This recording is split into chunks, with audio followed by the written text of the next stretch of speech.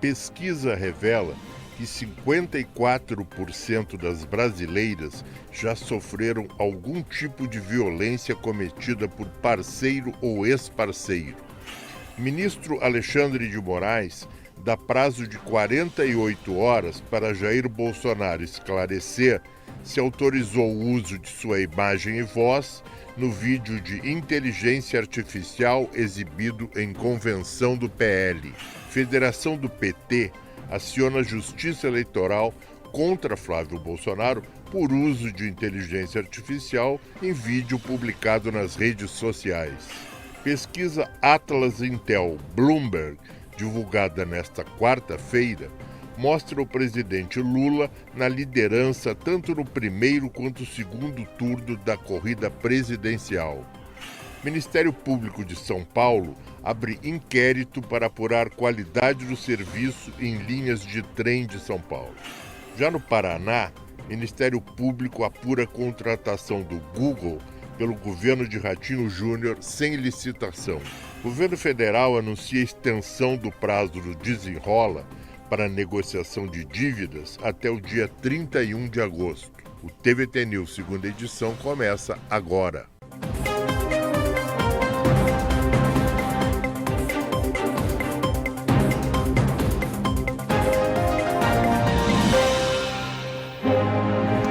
Este é o TVT News, segunda edição, fala ao vivo aqui dos nossos estúdios da Avenida Paulista. A TVT se orgulha de ser a primeira e única TV dos trabalhadores do Brasil, agora com alcance nacional. Somos uma concessão pública e uma TV de verdade, trazendo jornalismo com análise, entrevistas exclusivas e sempre da perspectiva de quem constrói o país, ou seja, você. Se você tem parabólica digital, já pode assistir a TVT com imagem e som em altíssima qualidade e totalmente gratuita. Sintonize pelo canal 555 por todo o Brasil. Para saber mais informações, acesse esse QR Code que vai aparecer aqui na sua tela. Em São Paulo, você pode nos encontrar também pela antena digital, canal 44.1, totalmente sem custos, ou seja, de forma gratuita. São Paulo e região metropolitana, através dessa anteninha aqui. No ABC Paulista, você nos assiste pela Claro TV no canal 512, na Bahia, pela TV Quiriburi, e no Rio de Janeiro, Santa Catarina e Rio Grande do Sul, pela TV Com. Fique ligado na nossa programação, porque às 10h30 da manhã você acompanha o TVT News, primeira edição, ao vivo, com a jornalista Thalita Galli, Laura Capriglione, Eduardo Castro e convidados especiais. E às 14h, o encontro é no Sem Censura, comandado pela Cissa Guimarães. Anote os nossos destaques. Terça, 9h, tem o Conversa Sem Curva. Quinta, você confere o Juca Kfouri Entrevista. Na sexta, é dia de muito ritmo com Samba na Gamboa. E no sábado, tem o melhor da nossa sétima arte no Cine TVT. Já somos mais de 1 milhão no YouTube. E você pode nos assistir e nos acompanhar por lá também. Aliás, lá você pode deixar seu comentário, votar nas nossas enquetes, sugerir pauta e, claro, deixar seu like, porque é importante. Já aproveita e se inscreve no canal YouTube Rede TVT. Acesse tvtnews.com.br para conferir a programação completa e o melhor da notícia, porque o Brasil do futuro acontece aqui. E a TVT é feita com e para você. Participe. 16h04. 20 anos após a Lei Maria da Penha ter iluminado uma violência que por muito tempo permaneceu escondida entre as paredes dos lares, levando o tema para o âmbito das políticas públicas e do sistema de justiça. O Brasil tem razões de sobra para entender que essa luta está longe de chegar ao fim. A lei representa um avanço. O Estado passou a assumir a responsabilidade por crimes que tradicionalmente eram tratados como problemas de casa. Aposentou o "em briga de marido e mulher, ninguém mete a colher". A partir daí, avançaram as campanhas de conscientização, fortaleceram-se os mecanismos de proteção e ampliaram-se as redes de acolhimento às vítimas. Mesmo assim, quando os dados são colocados sobre a mesa, as máscaras caem e o que vemos é assustador. Mais da metade das mulheres brasileiras afirma já ter sofrido algum tipo de violência praticada por um parceiro ou ex-parceiro. A mais frequente delas, muitas vezes, não deixa marcas físicas, humilhações, ameaças, controle, manipulação e isolamento. Golpes que corroem a autoestima, a autonomia e a dignidade. Feridas invisíveis e sinais que, em muitos casos, antecedem as agressões físicas e o próprio feminicídio. 8 em cada 10 mulheres acreditam que a Lei Maria da Penha ainda não funciona como deveria. O medo de denunciar, o respeito, ou melhor, o receio de represálias e a sensação de impunidade continuam sendo barreiras que silenciam vítimas. Enfrentar essa realidade exige mais do que boas leis. Exige ação coordenada entre União, estados e municípios, polícias preparadas, justiça ágil, políticas públicas permanentes e uma rede de proteção que funcione na prática. E, acima de tudo, exige uma mudança cultural e conscientização profunda da população. Enquanto agressões contra as mulheres forem naturalizadas ou toleradas no íntimo dos homens, nenhuma legislação será suficiente. Na edição de hoje, vamos analisar os 20 anos da Lei Maria da Penha e o que os novos dados revelam sobre a violência contra as mulheres no Brasil. Mas antes, nós queremos saber a sua opinião. Após 20 anos da Lei Maria da Penha, o maior desafio está na aplicação da lei, mudança da cultura machista. Eu acho que tem um probleminha aí com esse sim ou não, né? Na verdade, as questões aí são outras. Eu vou pedir para a nossa produção resolver isso. Enquanto isso, a gente vai aqui para o nosso telão conversar com a nossa audiência. Muito boa tarde, como é que vocês estão, senhor? Né? Coloca aí no telão, por favor, os nossos comentários. Aí, já vamos dar o boa tarde, largada. Boa tarde, Dom e equipe TVT News. Mira Lima, queridona, tudo bem contigo, não? Ah, muito bom. Seja muito bem-vinda, viu? 16h08. Um beijo para você, excelente quarta-feira. Vamos em frente.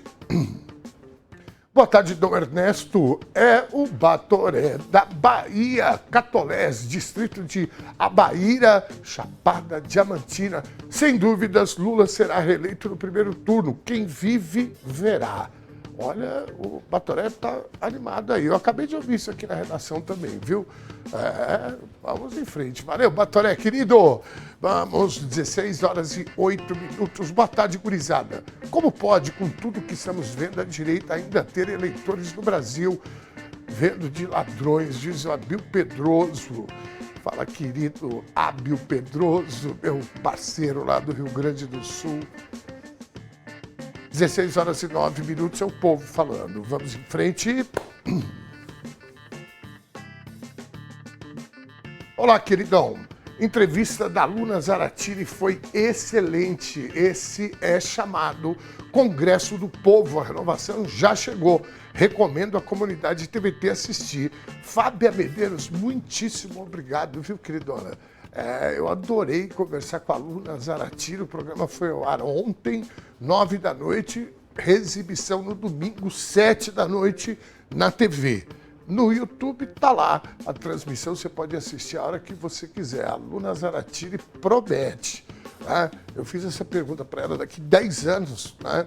como é que será que vai estar essa jovem de 30 e pouquinhos anos, já com um acúmulo, uma firmeza ideológica, uma lucidez política muito interessante. Como disse a Fábia, quem não viu, né, vai lá assistir, porque vale a pena. Obrigado, viu, Fábia?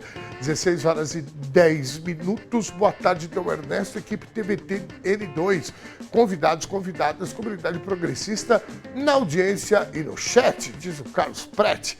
Prati, obrigado, meu irmão. Abraço para você aí. Vamos em frente, 16h10. Dom e equipe da TVT. Boa tarde de Salvador, Bahia. Aida Bittencourt. Um beijo gigante para você, viu, queridona? Valeu, obrigado por estar aqui, viu? Não é brincadeira, não. Boa tarde, Dom. Sempre bom estar ligado em suas informações. TVT sempre, sempre. Diz a Celina Ferreira. Beijo gigante para você. A outra Celina que deve estar aí também é minha amiga lá de Ribeirão Preto, né? Se não aparecer aqui, Celina, já um beijo para você. Tá aí, a Celina Arruda. Boa tarde, do Ernesto e a todos. Daqui a pouco a gente volta com mais interação com a nossa audiência. 16h11. Aliás, antes de eu chamar o presidente Lula, que está ao vivo agora, antes disso eu quero dar um recado para vocês aí. Hoje é aniversário do Tião. O Tião, na verdade, ele chama Enzo. Eu que dei esse apelido para ele. Porque quando eu conheci ele, eu falei, rapaz, você desculpa, mas o teu nome não combina, né, com a tua estética. É um querido que é DTV aqui, nas férias do Eduardo Quirino. Ele pilotou aqui a direção de imagens. É um queridão, está fazendo 23 anos. Que maravilha, hein? Tião, querido. Aí.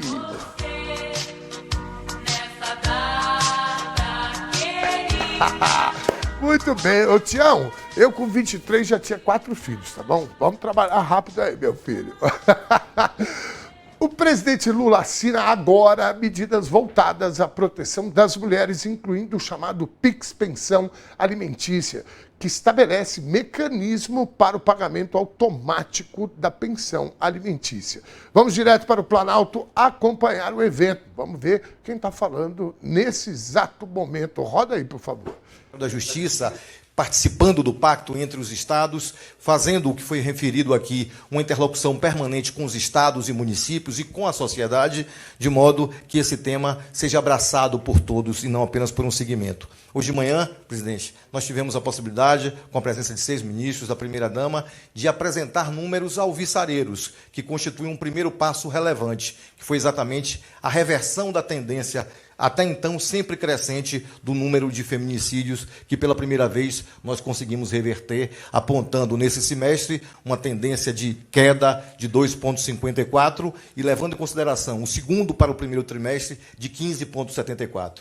Esse é algo muito importante, porque nós mudamos a trajetória desse flagelo e vamos fazer isso cada vez com mais força. Estamos também fazendo com que o Ministério das Mulheres, as secretarias estaduais tenham um diálogo permanente com todos os colegiados estaduais, secretários de Segurança Pública, comandantes gerais de polícia, delegados de Polícia Civil, para que essa efetividade seja cada vez maior.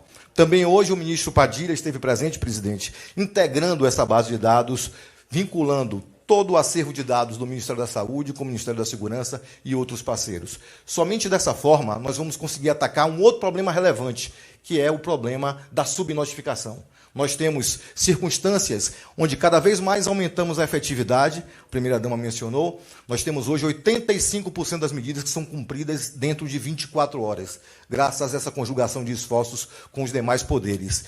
Mas é preciso que os casos que não chegam ao conhecimento dessas instâncias formais de controle da criminalidade sejam cada vez mais evidentes. E isto nós conseguiremos fazer exatamente com a integração dessa base de dados.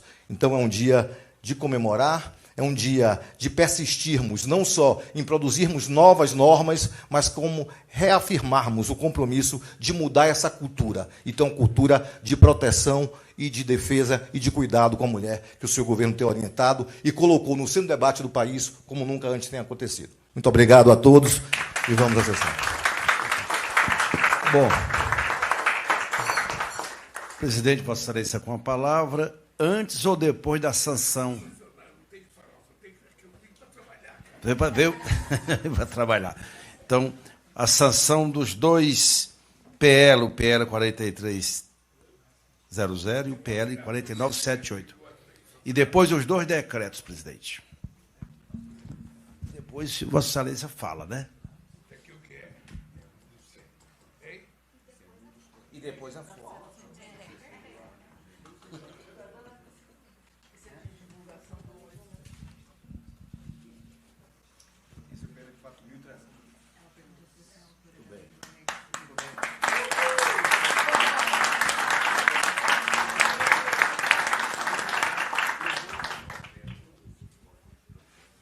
É o decreto? PL. Tá. Ministro, eu vi agora que a Luísa Rodrigues, que é do Banco Central, está aí. Só dá um oi, porque ela que me trouxe a ideia do Pix Pensão. Eu não tinha visto. Ah, tá. Muito bem. Não tinha visto.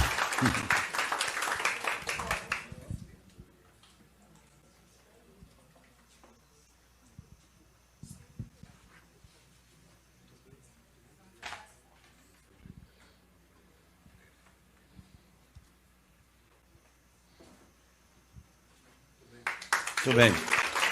Presidente, a palavra. Depois a foto.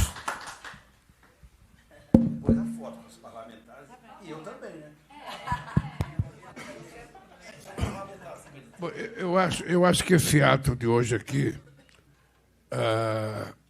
embora esteja faltando dois companheiros que fazem parte, na verdade, o Alexandre está representando o terceiro, que é o companheiro Fachin, presidente da Suprema Corte, mas faltou a Columbre e o Hugo Mota, certamente porque o Congresso está em recesso.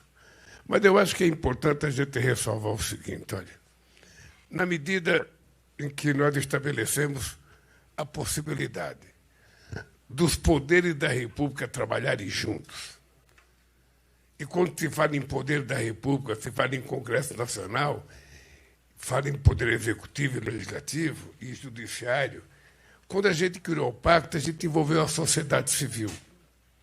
E aí a coisa muda de patamar. Porque, veja, nós já fizemos, nesse pouco tempo que nós criamos o Pacto Nacional contra o Feminicídio, mais regulamentação do que a gente tinha feito em 10, 15 anos atrás. E por que a gente está fazendo isso? Porque a sociedade começa a se manifestar. As assembleias começam a aprovar lei. As câmaras de vereadores começam a aprovar lei. O Congresso Nacional começa a aprovar lei. E a sociedade começa a buscar, sabe, forma de participar. Vocês percebem, eu vim de uma cidade ontem, eu fui na abertura da SBPC, e Niterói é uma cidade que faz 18 meses que não tem um caso de feminicídio. 18 meses. É um estímulo, sabe? É um estímulo de que muita cidade pode ter essa mesma participação. É só a gente colocar o feminicídio como um assunto de interesse do Estado brasileiro. E eu acho que é isso que está acontecendo. Muitas vezes aparecem os números e as pessoas pensam que está crescendo o feminicídio. O que está crescendo é a denúncia que a sociedade está fazendo de casos de feminicídio. Porque na medida que as pessoas começam a confiar de que existe mecanismo de proteção, de que eles estão funcionando, de que agora as coisas vão mudar, as pessoas começam a denunciar. Aí vai crescendo o número, a gente vai ficar sabendo de mais coisas e a gente vai criando mais mecanismos de proteção à mulher.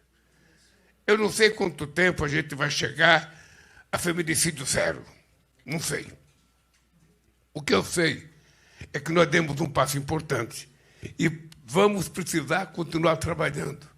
Quando nós criamos o Conselho Nacional, é Conselho Federal de Justiça, Nacional de Justiça, sabe, eu imaginei que a gente estava fazendo uma revolução. A verdade é que a gente fez muito pouco, porque ficou uma corporação tomando conta da corporação. Quando a gente criou o Conselho Nacional do Ministério Público, também eu achei que a gente estava fazendo uma revolução e a gente estava criando, sabe, uma coisa mais poderosa para dar mais força à corporação. Nós vamos ter que fazer novas reformas em todas as instituições para que a gente possa conseguir o tipo de sociedade que nós todos queremos ter. E a gente vai ter que mudar. A gente vai ter que mudar o comportamento do Congresso Nacional, o comportamento do Poder Judiciário, o comportamento do Executivo, o comportamento da polícia. É porque se a sociedade não mudar de comportamento, e o que vocês estão fazendo é criar novos mecanismos para que as mulheres fiquem mais exigentes, mais protegidas, e os homens fiquem aprendendo de que é possível e necessário ele criar juízo e não achar que a mulher é um objeto dele, que ele pode fazer o que quiser da mulher. Portanto, eu quero dar os parabéns às duas companheiras, sabe, dos dois projetos de lei e a regulamentação do decreto, porque a gente está dizendo para a mulher, agora a luta contra a violência contra a mulher não é mais palavras, nada mais que palavras. Agora a gente está tornando prático. E isso só é possível porque vocês assumiram a responsabilidade de dizer chega.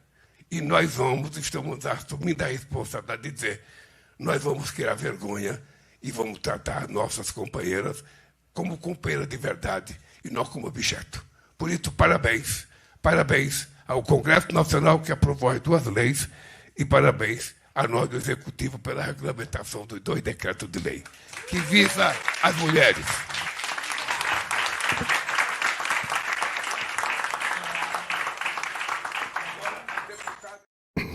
Muito bem, ação importantíssima. Né? Estamos aí, ao vivo, diretamente lá do Planalto Central. O presidente Lula está ali, a primeira-dama Janja, que é evidentemente uma parceira do presidente, né, nesse pensamento crítico. Alexandre de Moraes representando o judiciário, está ali algumas deputadas. Muito bem, meus caros. 16 horas e 22 minutos. Vamos voltar à nossa enquete aqui, porque eu acabei me confundindo aqui. A nossa pergunta da enquete hoje é o seguinte: você acredita que o Brasil está preparado para enfrentar a violência contra as mulheres? Opção A, sim, e opção B, não. Ou seja, sim ou não.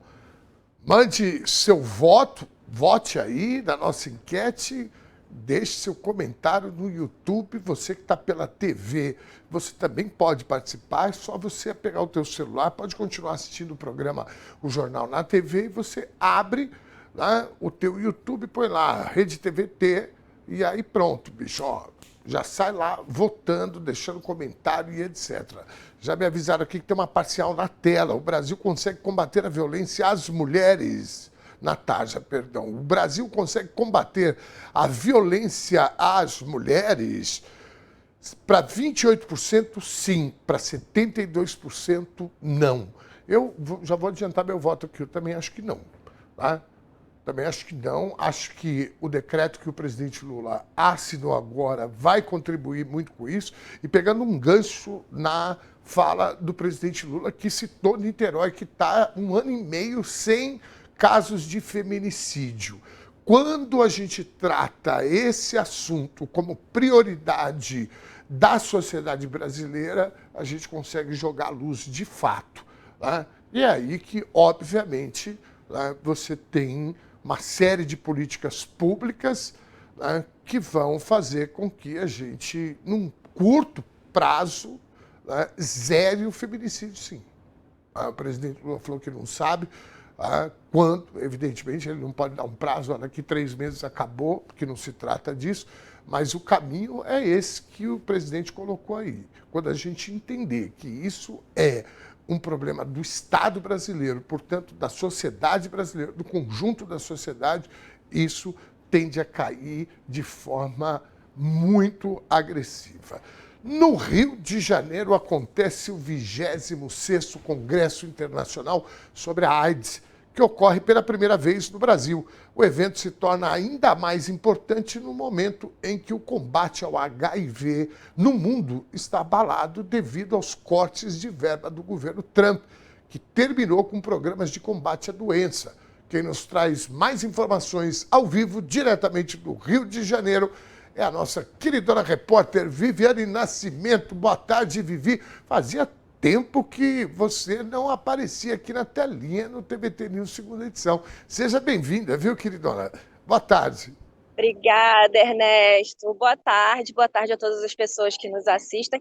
Eu deixo o Jader brilhar aqui pelo Rio de Janeiro, mas de vez em quando eu venho aqui fazer a minha aparição especial para trazer sempre alguma informação relevante. Eu estive nesse congresso ontem, estive hoje de manhã também, e aí vim correndo aqui contar tudo que a gente está apurando por lá.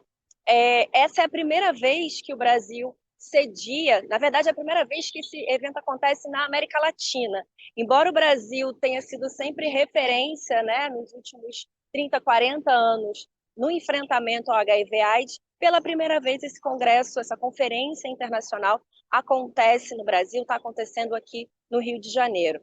E esse é um evento que reúne órgãos governamentais, representantes da sociedade civil, principalmente o pessoal que milita e combate, né, está aí há décadas enfrentando essa doença, preocupado com direitos e prevenção, enfim, assistência para a população.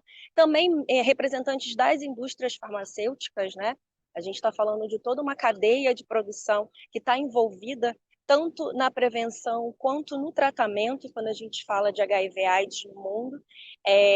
Enfim, e todos esses atores estão reunidos aqui no Rio de Janeiro ao longo dessa semana para debater. Pesquisadores também, a gente teve muito avanço nesses últimos anos no combate, na prevenção ao HIV/AIDS. Eles estão com o evento tem o lema Repensar, Reconstruir e Ascender, Ernesto. Por quê? Como você mesmo adiantou, o mundo está enfrentando um momento de reorganização dessa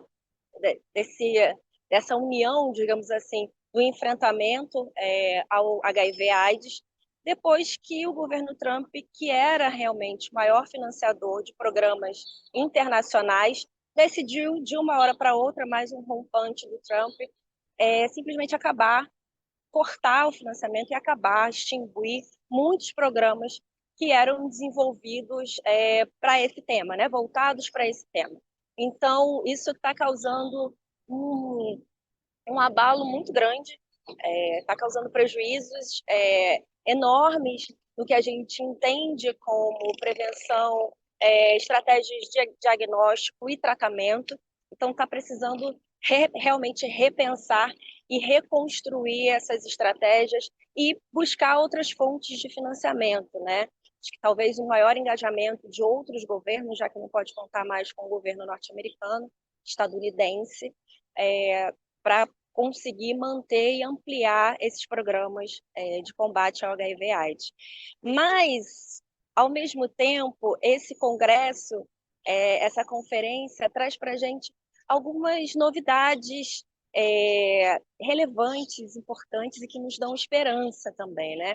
Nós tivemos muito avanço, principalmente nas estratégias de prevenção.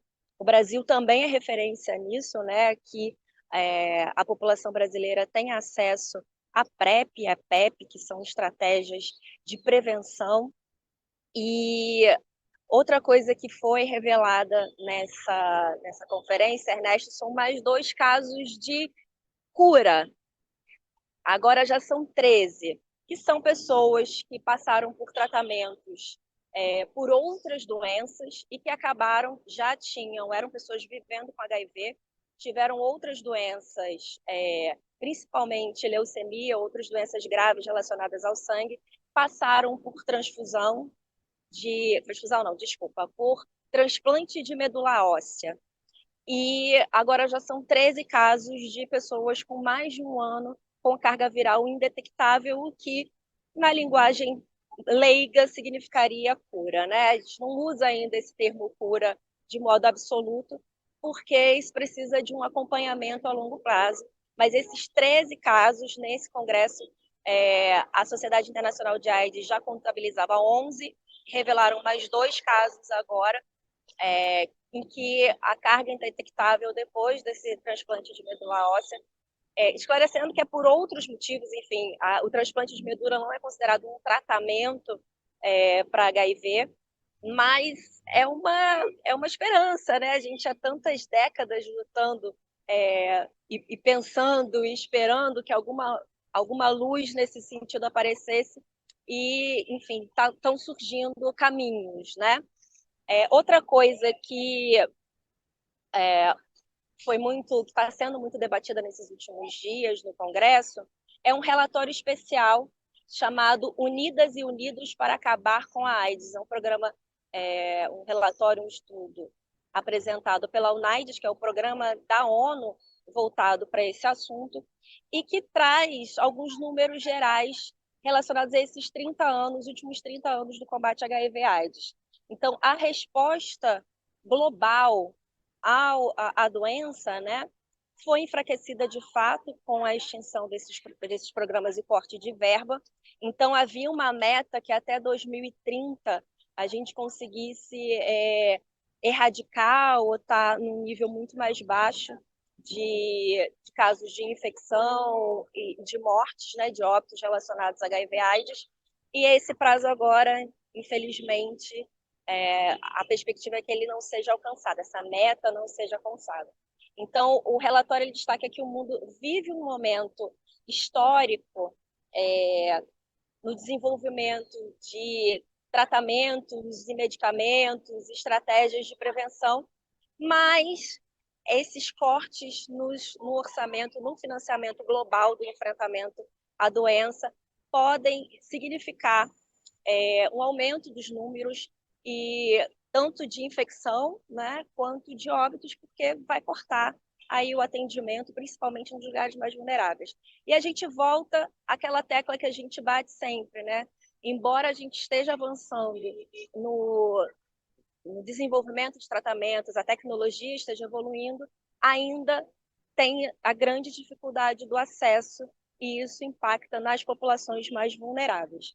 Eu conversei lá com o Draulio Barreira, que é diretor do Departamento de HIV/AIDS, Tuberculose, Hepatites Virais e ISTs do Ministério da Saúde, que falou um pouco de quais são os principais temas que estão sendo abordados na conferência, e também com a Silvana Santos, que é diretora do Instituto de Tecnologia em Fármacos, a Farmanguinhos da Fiocruz, que é a nossa fábrica de medicamentos aqui no Brasil, é responsável por boa parte dos insumos e dos medicamentos usados tanto para a prevenção quanto para o tratamento de pessoas que vivem com HIV. Vamos ouvi-los.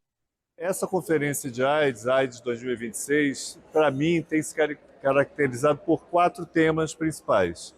A questão da inovação é fundamental, e especialmente a questão da PrEP injetável de longa duração. Agora nem injetável, também tem a PrEP oral de longa duração, não está disponível, mas virá. A questão do financiamento, a crise global de financiamento. A questão do acesso, que é fundamental para o Brasil, para a América Latina, para os países em desenvolvimento. E a questão do estigma e preconceito, que permeia a história da AIDS e acho que é a área que nós não conseguimos evoluir, né? A gente teve ontem o report da UNAIDS, falando da cascata do Brasil, de todo mundo, e ali, mais uma vez, a gente vê a disparidade entre as pessoas que a gente consegue detectar, testar, e o gap das pessoas que a gente consegue colocar em tratamento.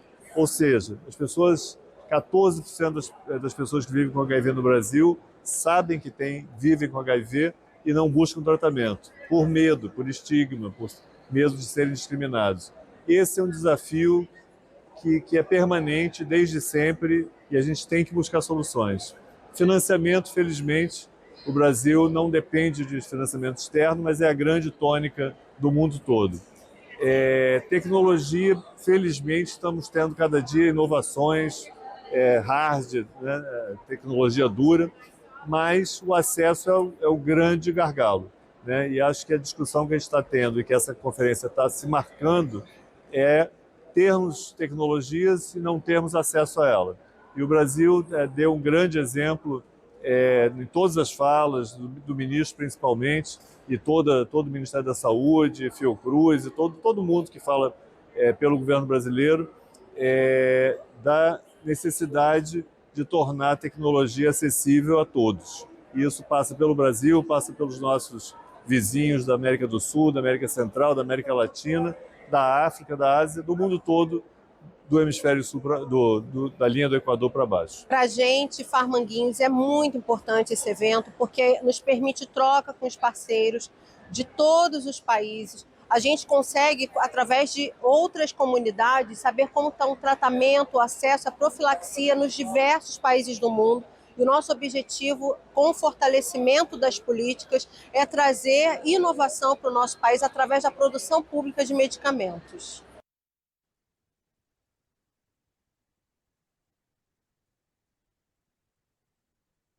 Começou uma ventania aqui no Rio de Janeiro agora, no meio da nossa entrada. Mas, enfim, acho que um outro ponto muito importante, aproveitando até a fala do Draulio, é essa questão do acesso. Durante essa conferência, tem acontecido alguns protestos contra a empresa Gilead, que é a produtora do medicamento Lenacapavir. Esse medicamento ele foi testado aqui no Brasil e outros países aqui do sul global, mas agora, na hora dele poder ser comprado, adquirido e ter acesso à população, para o Brasil, esse acesso não foi facilitado, está sendo cobrado um preço estratosférico, né? O ministro da Saúde, Padilha, esteve nessa conferência e falou que o preço que está sendo cobrado do Brasil é absurdo, é impagável. Então, esse protesto está acontecendo, já aconteceu no primeiro dia que teve uma mesa específica dessa indústria farmacêutica aqui, e aconteceu novamente ontem. Então, os manifestantes estão indo para o stand da Gilead, para fazer esse protesto e pedir a quebra de patentes. Esse é um medicamento inovador, que ele permite, é um medicamento que pode ser introduzido na estratégia da PrEP, de prevenção, e ele, atualmente, né, há uma estratégia que é utilizada no Brasil, que são de medicamentos diários. Esse seria um medicamento injetável, que seria tomado apenas de 6 em 6 meses.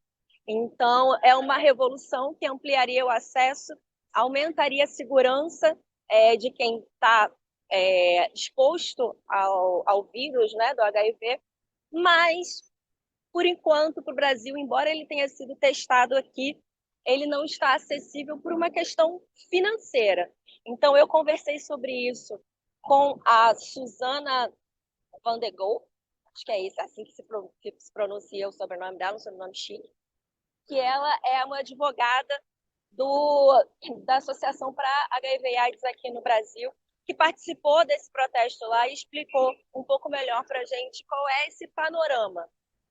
Estamos aqui no stand da Gilead denunciando o absurdo que é a Gilead usar o povo brasileiro, o povo argentino, usar nossas comunidades e depois negar acesso ao medicamento genérico mais baratos. Hoje o Brasil está em impossibilidade de acessar esse medicamento, então estamos aqui demandando a quebra de patentes. O Brasil pode sim produzir esse medicamento e favorecer todas as outras nações que foram excluídas pela Gilead. A gente precisa mostrar diferente, a política precisa ser solidária. Esse comportamento antiético e absurdo dessas grandes farmacêuticas precisa ser denunciado e precisamos mudar essa realidade. Gilead cobra hoje $28 mil o ano para acessar esse medicamento nos Estados Unidos. As negociações estão sem transparência, eles não dizem o valor, mas já sabemos que é dezenas de vezes mais do que os $40 nos países que vão acessar o genérico. O Brasil não tem condições de pagar isso e nós podemos produzir sim aqui no Brasil. Temos universidades públicas, temos laboratórios públicos e a gente precisa desenvolver nossa capacidade e impedir que essas empresas chantageiem o nosso povo. Então, é isso, Ernesto. Embora tenha sido testado aqui na Argentina, em outros países aqui da América do Sul, na hora de fornecer esse medicamento por um valor acessível, a gente ficou de fora. É um preço até onde a gente sabe, né, porque os valores específicos não foram liberados, não está tendo transparência nessa negociação. O governo brasileiro, o ministro Alexandre Padilha, chegou a dizer que o Brasil ofereceu cerca de 10 vezes mais do que os $40 que está sendo cobrado para o governo dos Estados Unidos, e mesmo assim a farmacêutica negou e não fechou esse acerto com o Brasil, cobrou algum valor muito absurdo que é impagável, levando-se em consideração que a nossa estratégia de combate e de tratamento ao HIV/AIDS é gratuita, é pelo SUS. Então, enfim, tem que ser um preço que seja acessível para a população brasileira. Muito bem. Vivi, a gente tinha aqui, você tem mais um VT para apresentar. Eu sei que o vento está quase te levando aí, mas vamos apresentar o VT, o último VTzinho, por favor. Roda aí. No Brasil, a gente fez um esforço nos últimos anos muito grande de priorizar a testagem. Nós tivemos um aumento de testagem de mais de 330% em termos de autoteste e mais de 160% em testes rápidos. Então, é o velho ditado, quem procura acha. Nós procuramos muito, até porque para expandir a PrEP, a gente tem que testar as pessoas. E aí nós detectamos um número um pouquinho acima do que nós tínhamos antes de pessoas vivendo com HIV. Era esperado, a gente procurou muito, a gente aumentou muito a testagem. No entanto, tivemos redução do número de pessoas com AIDS. Então a AIDS está caindo e aparentemente temos uma queda sustentável de AIDS e tivemos esse pequeno aumento de detecção que vai se estabilizar e vai começar a cair. Isso era esperado, não tem nenhum problema. No mundo é diferente, porque na medida em que você tem uma crise de financiamento, o financiamento hoje está sendo muito humanitário. O que permanece é humanitário. Então é dar remédio para quem tem a doença, mas não para prevenção, não para diagnóstico. Então a gente espera, não tem os números ainda, porque é muito precoce, mas a gente espera ter um aumento no número de casos de novas infecções e pessoas vivendo com AIDS daqui para frente. Pois é, Vivi, eu vou falar uma coisa para você. Eu sou absolutamente contra a mercantilização da saúde e, sobretudo, produção de medicamentos. É uma vergonha. Nós vamos fazer 40 anos, né, que a epidemia da AIDS levou milhares de pessoas, milhões de pessoas pelo mundo afora. Depois de quase 40 anos, a gente está aqui discutindo, né, e sofrendo com financiamento, com quebra de patente. Isso é uma das piores contradições humanas, na minha opinião, viu? Encerra aí, minha querida, antes que o vento te leve lá.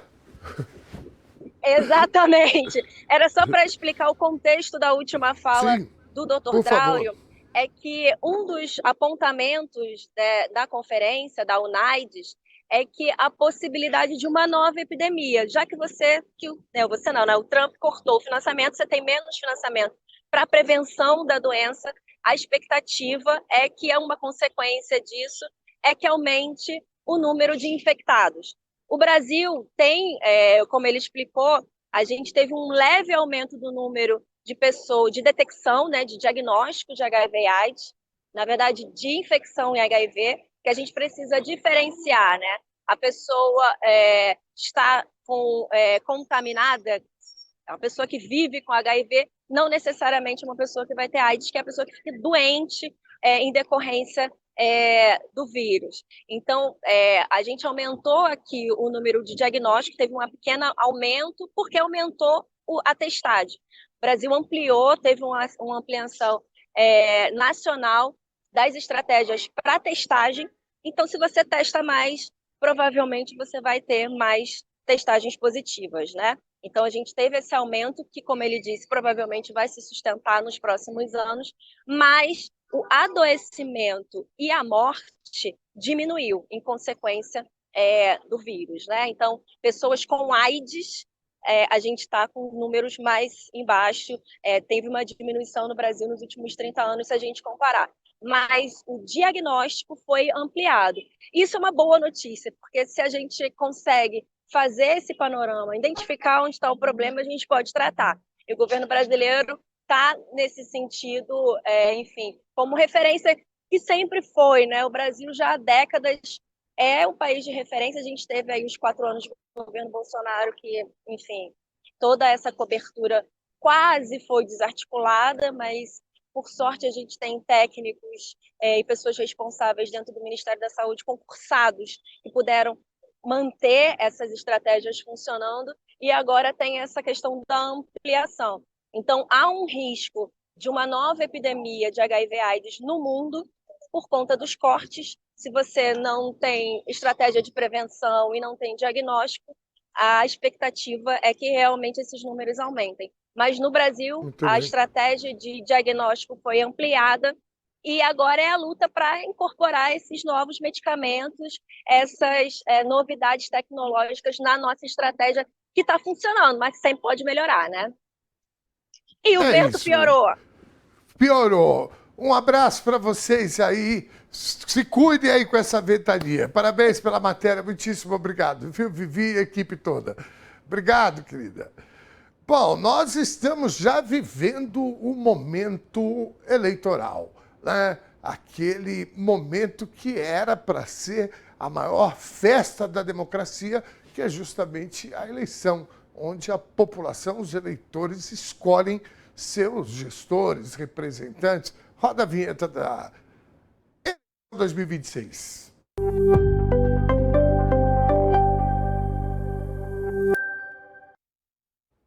A Federação Brasil da Esperança, formada por PT, PCdoB e PV, entrou com uma representação contra o senador Flávio Bolsonaro por propaganda eleitoral antecipada irregular.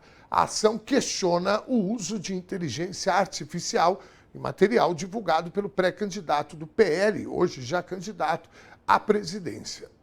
A representação critica um vídeo publicado nas redes sociais do parlamentar em que imagens dele, do presidente da Argentina, Javier Milei, do presidente Lula e da primeira-dama Janja foram criadas ou manipuladas por IA. Na peça, Flávio Bolsonaro aparece como piloto de um caça militar com a bandeira do Brasil, em uma simulação onde aparece em missão para salvar o país.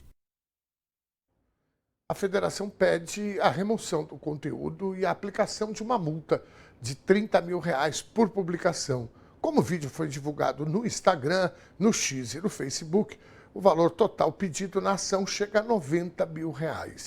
Bom, eu acho que isso daí é dinheiro trocado, né, para essa gente. Agora, eu não sei se vocês perceberam, temos como usar uma daquelas imagens, que é a imagem que eles estão vestidos de piloto de caça.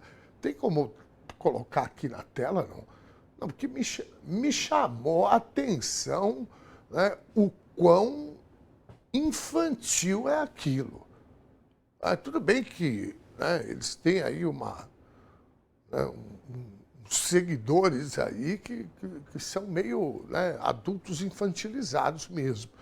Eu não sei se a estratégia de comunicação da campanha do Flávio Bolsonaro está correta, também não tenho envergadura nenhuma para ficar julgando, mas o fato é, vamos ver a imagem, o fato é que isso é de uma infantilidade sem tamanho. Essa foto aí à direita do vídeo parece que eles estão num estádio de futebol. Imagina, o Flávio Bolsonaro e o Milei como piloto de caças, né? O outro aí não dá para identificar. Mas, de verdade, gente, isso é de uma infantilidade assustadora. Eu acabei de falar aqui que isso... eles têm aí uma estratégia, né, de dialogar com o seu eleitorado, que são, né, na minha opinião, isso é são adultos infantilizados. Porque até quem tem 16 anos e já vota, não podemos chamar de criança, né? Já adolescente, cidadão que vai votar, definir os rumos do país. E eu acho um péssimo gosto isso e ilegal. Vamos ver o que vai dar. E eu já tinha visto outros, né? Eles têm essa coisa no imaginário, né, de salvadores. Desculpa, gente, o piloto aí, ó, esse piloto aqui, né? Esse piloto está fazendo com que o povo do país que ele é presidente da Argentina coma carne de burro. E aí o cara vem posar no Brasil, né, de super-herói que está perseguindo o mal, o bem contra o mal. Eu vou falar uma coisa, eu falei agora há pouco, né, que a festa da democracia, né, esse momento eleitoral, de grandes debates, de projetos para o país, é triste a gente se deparar com esse tipo de imagem. O ministro Alexandre de Moraes deu prazo de 48 horas para a defesa de Jair Bolsonaro esclarecer se ele autorizou o uso de sua imagem e de sua voz, recriadas por inteligência artificial em vídeo. O material foi exibido durante a Convenção Nacional do PL, que oficializou a candidatura de Flávio Bolsonaro à presidência. Se tiver autorizado, Bolsonaro pode ser acusado de descumprir novamente as condições da prisão domiciliar humanitária.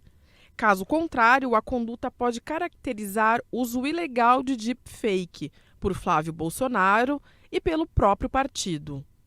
Na decisão, o ministro lembra que o vídeo foi exibido durante um evento de natureza eleitoral e reproduziu um falso pronunciamento de Bolsonaro, produzido por inteligência artificial.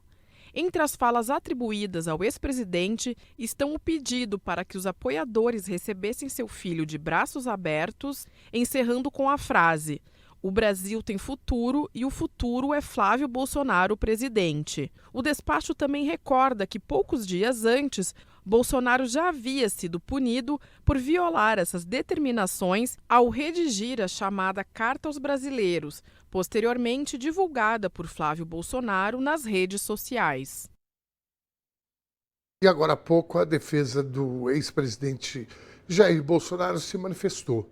Vamos para a nossa notícia do minuto.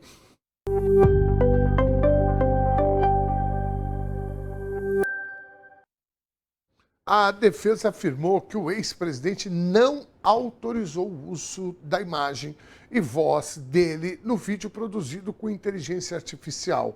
Bolsonaro não poderia ter autorizado o vídeo por não poder receber Flávio na prisão domiciliar, diz a defesa. Os advogados afirmam que muito antes das restrições impostas por Moraes, os filhos já usavam a imagem de Bolsonaro na atividade político-partidária. Segundo eles, essa circunstância decorre da natural relação de confiança existente entre pai e filhos. Antes da defesa de Bolsonaro se manifestar, Moraes afirmou que se ele não autorizou o vídeo de IA, então foram Flávio e o PL que desobedeceram sua ordem. Assim, o candidato e o partido podem incorrer em uma conduta proibida pelo TSE ao utilizar deepfake. Olha, eu vou falar uma coisa para vocês, né? Eu estou repetindo aqui, desculpa a redundância, né? Mas o que era para ser um momento de debate, de discutir os problemas do país, a eleição fica tomada, né? Nós estamos já no processo eleitoral, a eleição fica tomada por essas, eu podia falar molecagens, mas com respeito aos moleques desse país, né? Eu prefiro usar o termo de esses antipatriotas. Vamos em frente. Vai passar, 16 horas e 53 minutos, mais da metade das mulheres no Brasil afirma já ter sofrido algum tipo de violência cometida por parceiros ou ex-parceiros, inclusive policiais militares, né? Vocês viram a matéria que a gente deu ontem aqui, policial militar dando um soco no rosto de 2 mulheres. Os dados constam na pesquisa 20 anos da Lei Maria da Penha, divulgada pelo Instituto Patrícia Galvão e pelo Instituto Locomotiva. O estudo aponta que 54% das brasileiras viveram situações de agressão, o que equivale a cerca de 47 milhões e 700 mil mulheres no país. A violência psicológica é a mais relatada, atingindo 42% das entrevistadas, seguida da física, moral, sexual e patrimonial. Entre os homens, apenas 11% reconhecem ter cometido algum tipo de agressão. muitas vezes tentando justificar a atitude. A pesquisa mostra ainda que 80% das mulheres acreditam que a Lei Maria da Penha não funciona como deveria na prática. São apontados como os principais entraves para as denúncias o medo de represálias, a impunidade e a lentidão da justiça. Apesar das dificuldades e da avaliação de que a aplicação da lei ainda fica aquém do necessário, 3 em 4 brasileiras afirmam que a legislação trouxe mais consciência sobre os riscos e mais confiança para exigir respeito. A Lei Maria da Penha completa 20 anos neste ano de 2026. Para falar sobre esses dados divulgados pela pesquisa 20 anos da Lei Maria da Penha, convido agora para participar do TVT News, segunda edição, a advogada Graziela Jursa Fante, ela que atua em direito penal e direito de família, com ênfase em casos de alta complexidade envolvendo mulheres e pessoas LGBT+.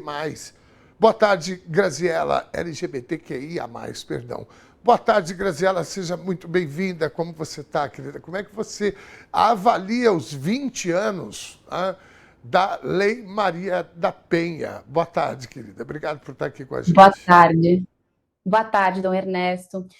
Bom, essa pesquisa do Instituto Patrícia Galvão mostrou algo que nós, que já trabalhamos com violência doméstica e Lei Maria da Penha, a gente já havia mapeado já há algum tempo, que é, de fato, que por mais que a lei ela tenha protegido muitas mulheres ao longo desses últimos 20 anos, ela ainda é muito desconhecida. Então, a gente conhece a lei por nome, mas poucas mulheres sabem de fato o que essa legislação representa, entendem qual a dimensão da Lei Maria da Penha. E também, é lógico, a gente não pode ficar sem falar sobre os inúmeros dispositivos da Lei Maria da Penha que não são praticados, né? Então, quando a gente fala sobre a legislação Maria da Penha, a gente está falando de uma lei que é referência mundial. É uma lei que, na letra dela, escrita, ela é pensada da cabeça aos pés para ser uma legislação protetiva à mulher, inclusive para a gente fazer uma proteção prévia à agressão e não só pós a agressão, né? Não só pensar em saídas penalizantes, ou seja, prender o agressor, culpabilizar o agressor, mas também como a gente tirar aquela mulher da situação de violência doméstica. Mas, na prática, a gente tem muitas lacunas ainda, principalmente de operacionalização da legislação. Então, muitas mulheres relatam ainda que elas têm dificuldades de fazer denúncias, seja por medo de represália, seja, então, pela morosidade do judiciário, que é uma métrica ainda muito presente aqui na nossa dinâmica de trabalho, mas também precisamos falar sobre a dificuldade dessas mulheres serem acolhidas dentro de delegacias.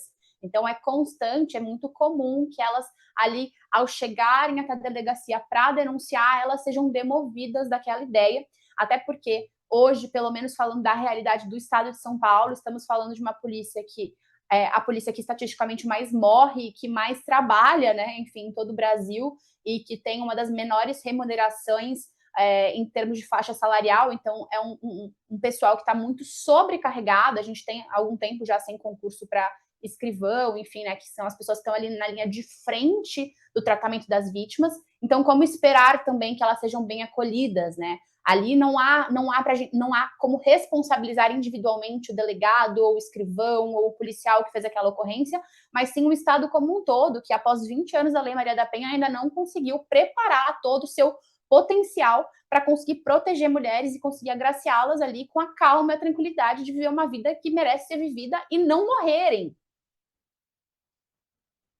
Bem, uma questão que eu acho que a própria pesquisa já entrega, doutora, é a questão da subnotificação.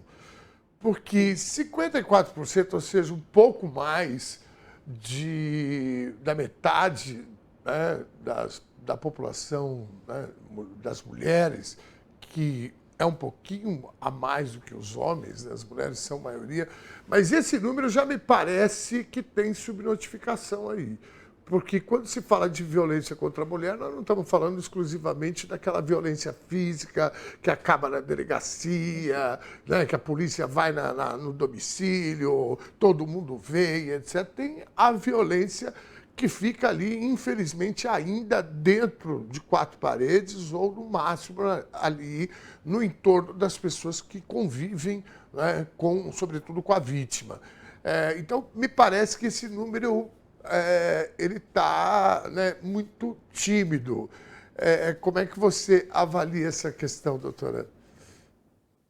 Perfeito, Dom Ernesto, é exatamente isso. A gente tem um número absolutamente subnotificado de casos de violência, até porque menos de 4 em cada 10 mulheres sabem que a legislação da Lei Maria da Penha abrange 5 tipos diferentes de violência doméstica contra a mulher. Então, 9 a cada 10 mulheres afirmam que elas conhecem, que elas entendem o que é a violência física, mas conforme a gente vai falando dos outros tipos previstos pela própria Lei Maria da Penha, a saber, a violência sexual, a moral, a psicológica e a patrimonial, o percentual de mulheres que têm noção do que são esses outros tipos de violência vai caindo.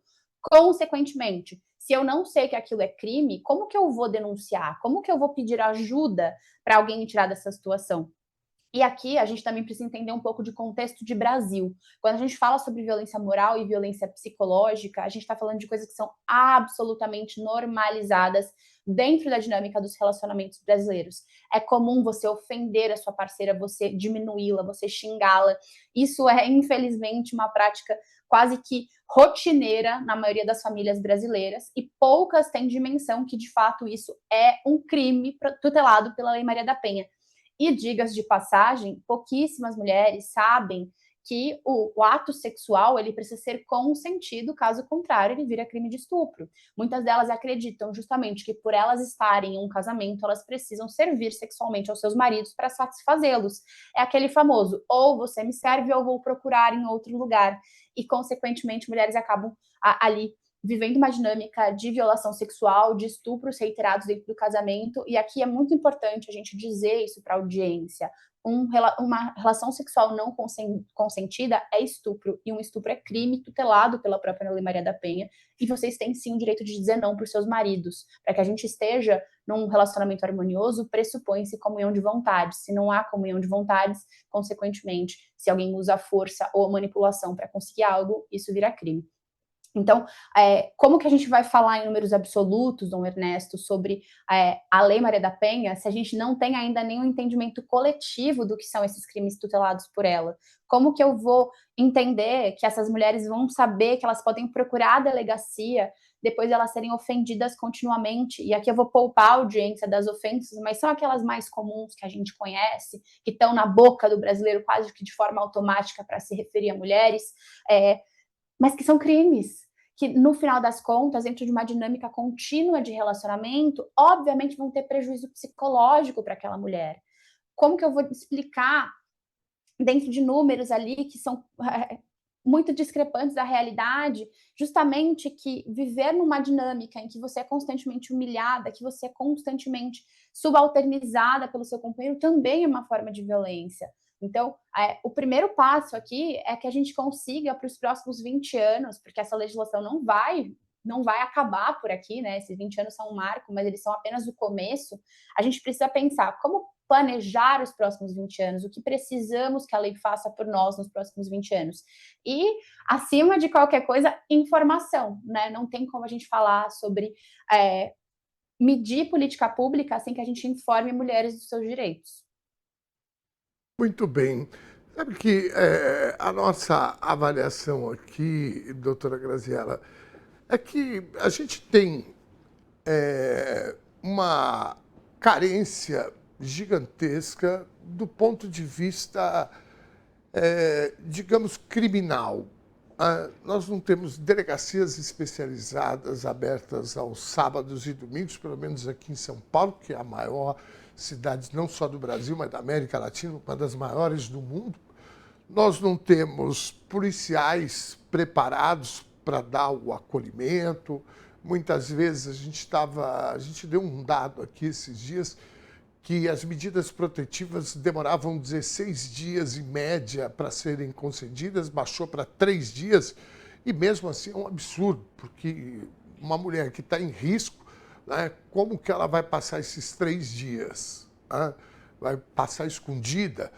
Enfim, essa eu acho que é uma prateleira, né, A outra é essa questão da conscientização que o conjunto da sociedade, sobretudo crianças, devem ter nas escolas. Eu imagino que um grande pacto, né, deveria passar obrigatoriamente, né, com os brasileirinhos e brasileirinhas que serão os adultos daqui a pouco, né? Quando a gente fala de política pública, política de Estado, né, e, sobretudo, com um crime tão grave como esse, o tempo passa muito rápido, né? Do ponto de vista histórico, né, daqui a pouco, você passa 10 anos, garotos que tinham 7 anos de idade vão estar com 17, reproduzindo, né, essa violência que a gente vive.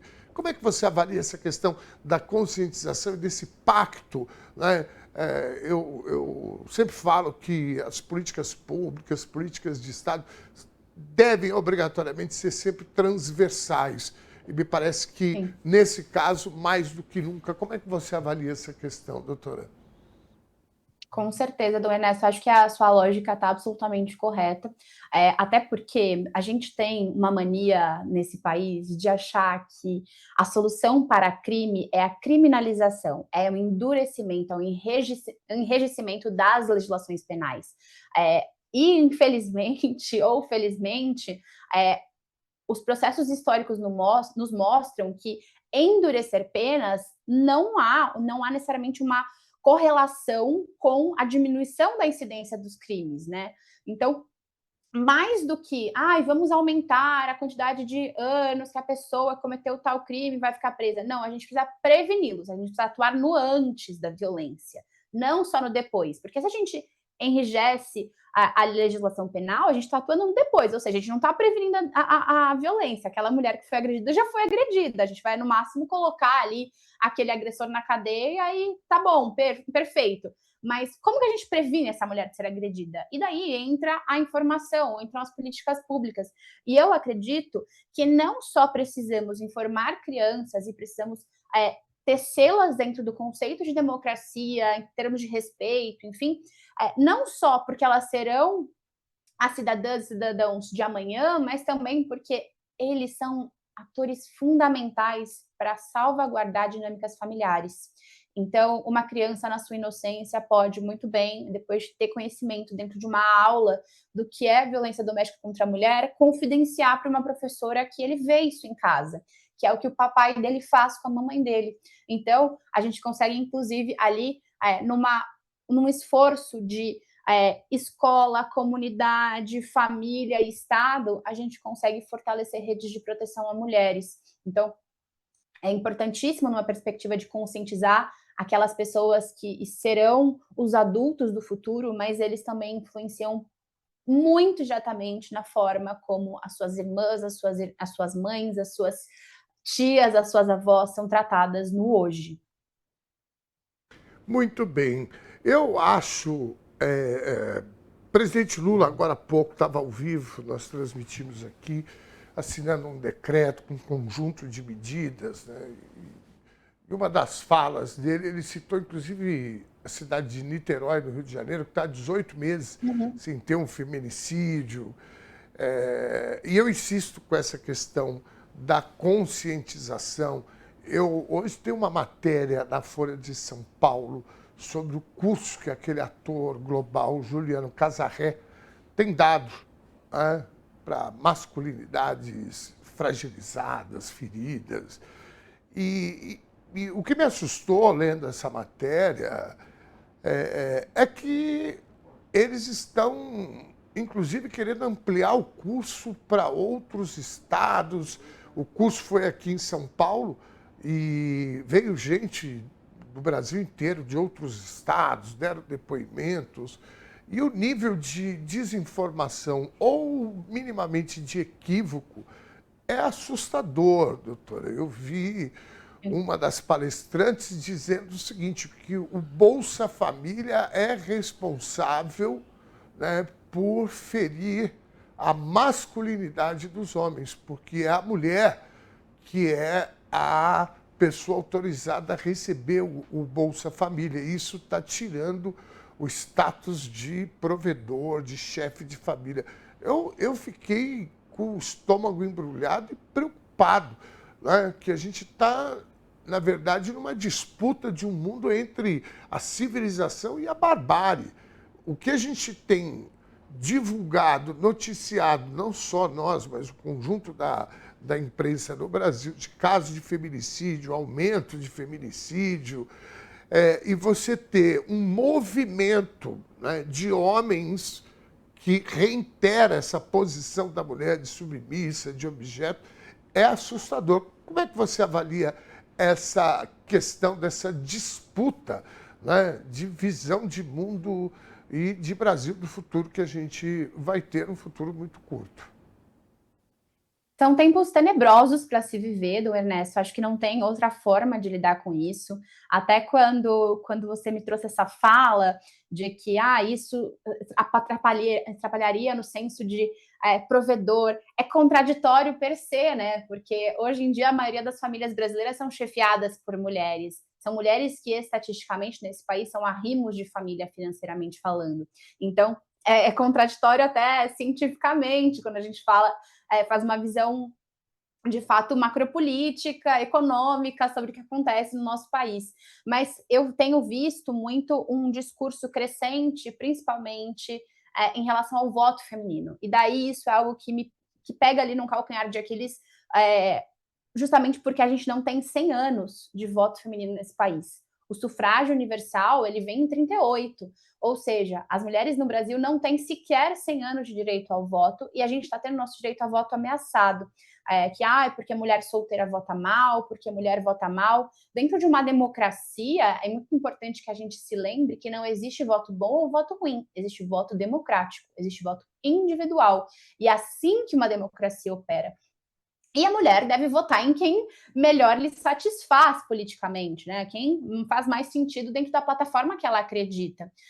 Então, eu vejo todas essas tendências aqui, tanto do curso de masculinidade, do Juliano Casarré, até mesmo, recentemente, esse discurso, né? Enfim, contra o voto feminino, como um movimento político de retrocesso de direitos, né? Então, a gente estava aqui felizes, discutindo sobre a autonomia dos nossos corpos, sobre como expandir a nossa representação, falando sobre não só representação política, mas também dentro de lideranças de empresas, e como que a gente vai ocupar cargos de maior liderança dentro do mercado. E agora a gente está discutindo o básico, que é o direito ao voto feminino. O que vai ser, qual é o próximo, né? A gente vai parar de se divorciar, a mulher não vai ter mais direito de pedir divórcio. O que a gente pode esperar dessa população que acredita dentro de um delírio que a mulher deve ter menos direitos do que o homem, né? Então, isso me lembra, não sei se você conhece, a série O Conto de Aia, né? Então, é uma série de direitos que vão sendo retirados de forma progressiva. O direito ao voto, depois o direito a estar economicamente ativo, ou seja, direito ao trabalho. O que mais, né? O que vem depois? Muito bem. Doutora Graziela, muitíssimo obrigado pela tua participação. Desejo que a gente, homens e mulheres, juntos, consigamos reverter, né, essa direção, ou pelo menos fazer a disputa, né, como se deve. E por isso eu agradeço a tua presença aqui no TVT News, segunda edição. A gente se vê em breve. Muitíssimo obrigado. Eu que agradeço e seguimos juntos na luta por um mundo igualitário. Mais uma vez, muitíssimo obrigado. Bom, é isso, né, gente? Eu vou falar uma coisa para vocês, é assustador. A doutora Graziela lembrou bem, né? A disputa, né, que a extrema-direita andou trazendo isso, que o voto feminino, sobretudo das mulheres solteiras, né, questionando. E por que das mulheres solteiras? Porque ela não tem um homem para orientá-la. É demais, né? Bom, a gente vai para o nosso intervalo e voltamos com a previsão do tempo. Aqui em São Paulo está virando, no Rio também. Não sai daí, a gente volta já.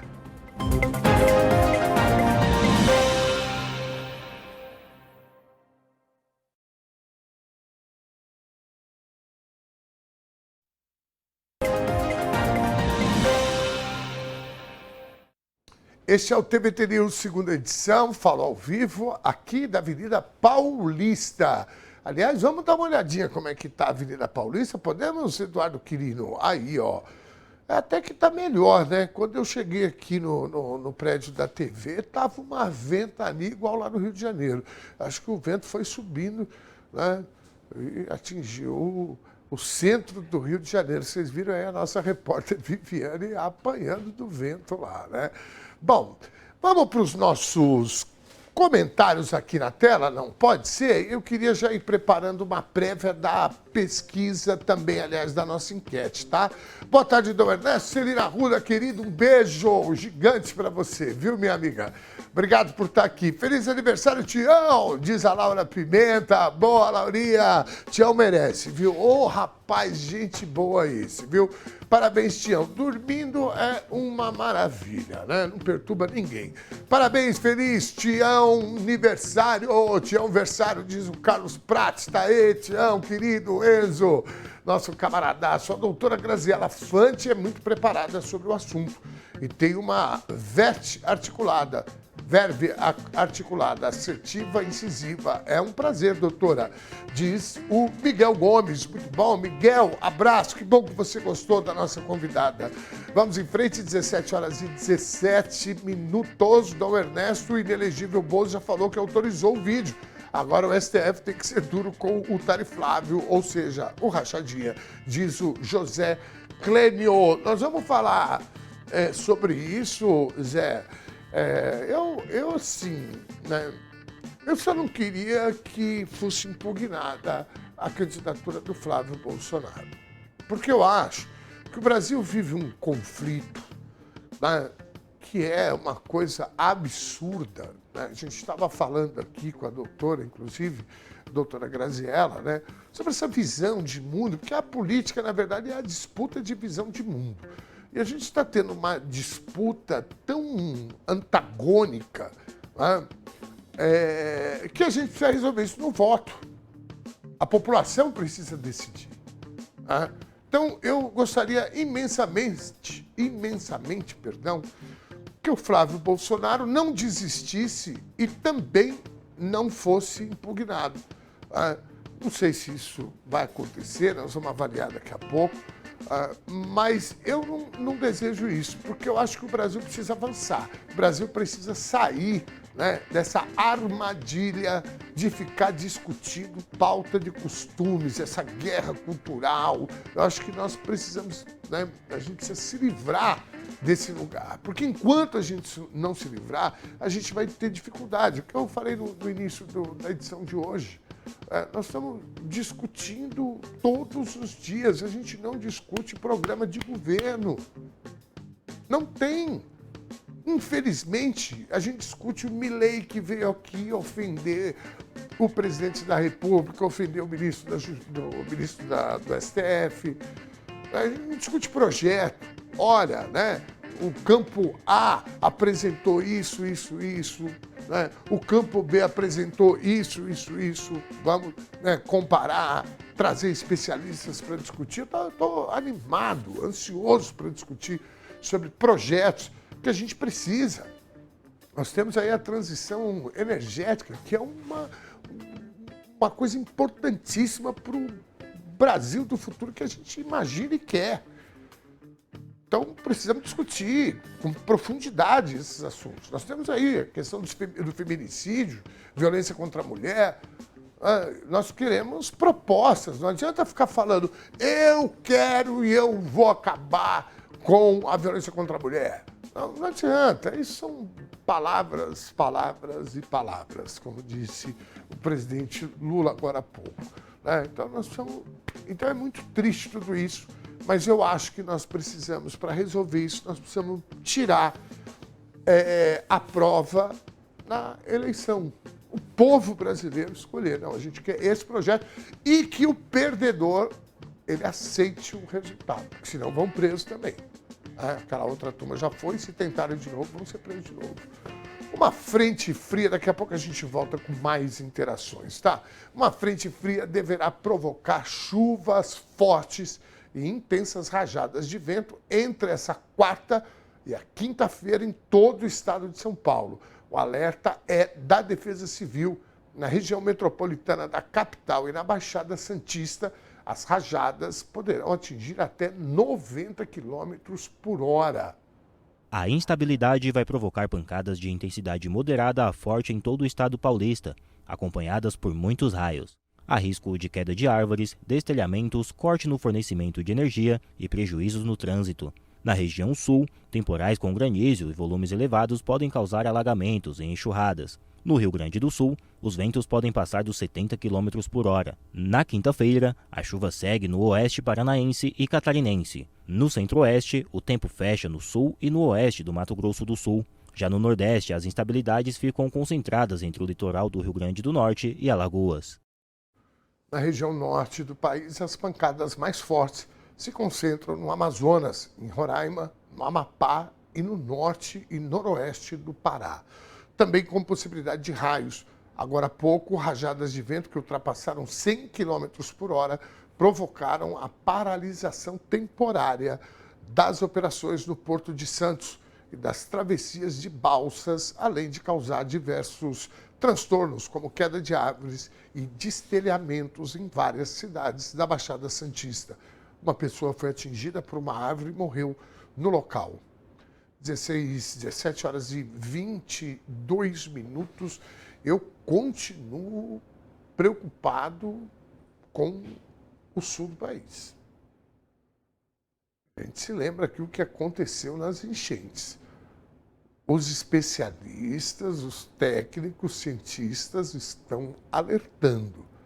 O efeito El Niño vai produzir catástrofes, sobretudo no sul do país. E eu não estou vendo movimentação nenhuma. Em São Paulo, o Ministério Público instaurou um inquérito civil para apurar a qualidade dos serviços nas linhas 11 Coral, 12 Safira e 13 Jade da CPTM.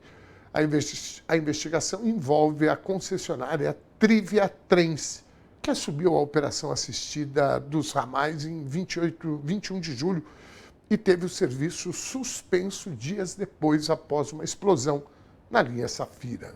Pelo menos 7 falhas operacionais graves foram registradas nos 3 primeiros dias de atuação da empresa. O episódio mais crítico ocorreu em 23 de julho, quando uma queda de energia provocou um princípio de incêndio próximo à estação Bresser-Moca, obrigando passageiros a caminharem pelos trilhos e interrompendo o serviço. Os ramais também registraram superlotação, redução de velocidade e falhas nas catracas, exigindo o reforço da operação pelo metrô. A apuração também vai investigar as condutas da CPTM, da Agência Reguladora e da Secretaria de Transportes Metropolitanos.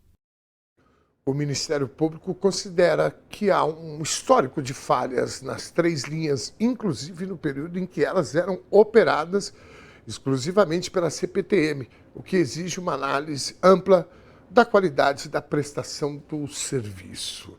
Bom, a gente falava, né? Privatiza que melhora. Aí o outro dizia, vai baixar o preço. A população de São Paulo está sofrendo aí. O presidente da Coreia do Sul, Lee Jae-myung, visitou a sede do Sindicato dos Metalúrgicos do ABC, em São Bernardo do Campo, no ABC Paulista, como parte da agenda oficial no Brasil. Recebido pela direção da entidade, o chefe de Estado conheceu a sala histórica utilizada pelo presidente Luiz Inácio Lula da Silva quando liderou o sindicato e visitou o acervo que preserva a memória das mobilizações sindicais e da luta pela redemocratização do país.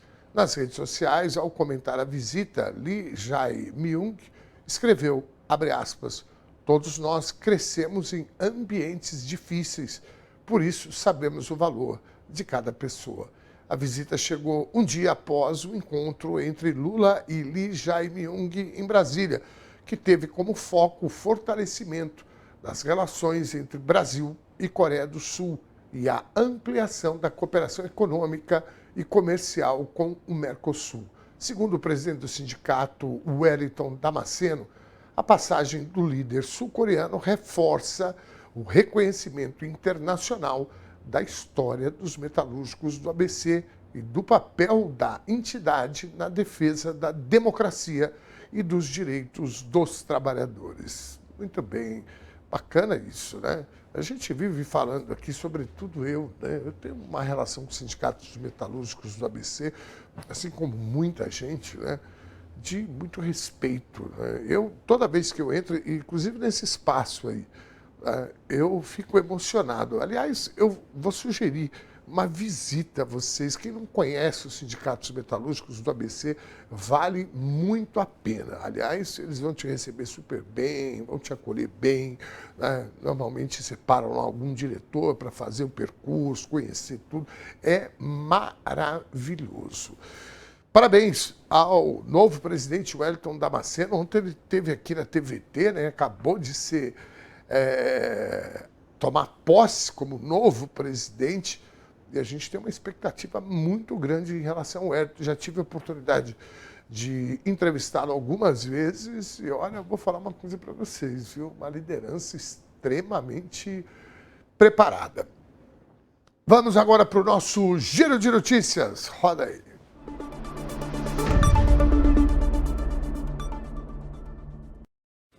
Para comentar algumas das principais notícias do dia, convido agora o nosso querido jornalista Valério Campos. Muito boa tarde, Dom Valério. Seja muito bem-vindo ao TVT News, segunda edição. O que você trouxe para a gente aí, meu camarada?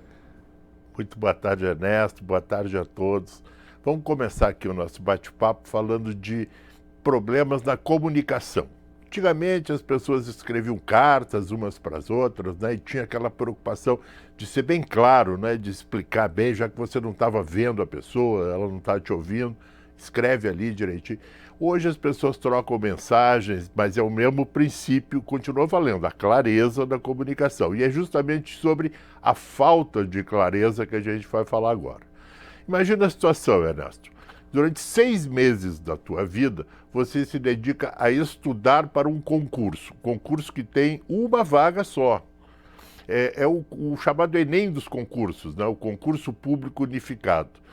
E no caso aí, um colega nosso, um jornalista, ele estava disputando uma vaga no Instituto Nacional do Câncer. Ele se chama Ícaro Silva Jatobá e tem 31 anos. A vaga era para analista em ciência e tecnologia, classe A1, especialidade informação e comunicação, com atuação na sede do INCA, no Rio de Janeiro. A exigência era um diploma de graduação em tecnologia da informação, comunicação visual ou áreas afins. E aí é que está o problema. No edital não está escrito quais são as áreas afins. Então, o nosso colega, o menino Ícaro, se eu não me engano, né, me passou o nome dele, ele foi aprovado, ele fez o Enem dos concursos, foi aprovado para a vaga no Ministério da Saúde para assumir a vaga no INCA, mas ele não conseguiu assumir, porque ele fez toda a burocracia, inclusive gastou um dinheiro com papelada e tudo mais, só que na hora da posse, o INCA alegou que a graduação dele em jornalismo não estava previsto no edital. Ele foi desclassificado, né, depois de ser nomeado, depois de fazer os exames, entregar a documentação, estava tudo pronto. Ele tinha, inclusive, ele disse que gastou mais de R$1.000 com exames e documentos, procedimentos, tudo mais. E aí não conseguiu tomar posse. E aí agora ele recorreu à justiça. E o advogado que o atende explicou que esse tipo de conflito é relativamente comum quando o edital utiliza expressões ambíguas, amplas, como afim, área correlata, formação compatível, mas não diz quais graduações atendem a esse requisito. Então a situação é essa. O nosso colega estudou duramente, se dedicou, se aplicou, passou em primeiro lugar, gastou dinheiro e não consegue tomar posse. O caso agora está na justiça. E aí, né, era só ter escrito lá em cima. Curso de jornalismo vale ou não vale, mas cursos afins realmente dá problema. Bom, A gente que é um pouquinho mais experiente no sentido de acúmulo de vida, Valério, a gente sabe que isso daí é aquela coisa que dá oportunidade do cara que está sentado do lado de lá da mesa, ele escolher. Tá? Então ele olha ali, concurso público, etc., o cara participou, bom, mas eu não gostei desse cara, então vou usar, né, essa justificativa que o curso dele não está ali dentro. É um horror. Eu vivo falando, Valéria, a gente conversa sobre isso, você sabe, né, que o Brasil, qualquer país, para ser considerado um país de primeiro mundo, ele tem que ter cumprir alguns requisitos. Um deles, obviamente, é ser um país com desenvolvimento econômico, social e, sobretudo, humano. E isso, na minha avaliação, passa por essas questões que a gente vai ter, né? Porque o nosso histórico da velha república, do período escravagista, da colonização, tudo isso tem acúmulos, né? que tem várias armadilhas que são vícios do passado, de país, né, submetido, né, à Casa Grande. Vai demorar, mas a gente está chegando lá. Nós já estamos, pelo menos, justificando, aliás, divulgando esse tipo de questão e mais do que isso, né? Ele vai recorrer à justiça, deveria recorrer à justiça, se não, ainda não recorreu. Não, recorreu sim. Né? É isso, muito bom. Porque a gente defende sempre, né, a correção, né, a realização de concursos públicos justamente para evitar o apadrinhamento, né, para evitar que você ou eu cheguemos a um cargo importante e a gente fica nomeando cunhado, primo e tal. Então tem que ter o concurso e tudo. Mas o concurso também não pode ser essa bagunça, né? Vale para áreas afins. Afim de quê, né, Nessa? Então, vamos moralizar isso. Afim do interesse de quem está com a caneta. Resumindo, é isso. Eu não sei, não vou levantar, viu, Valério? Obviamente, nós não vamos levantar suspeitas aqui, mas a gente sabe que tem cargos que são vendidos. Tem cargos que são vendidos, cargo público, que o cara compra o cargo. Né? A gente sabe disso.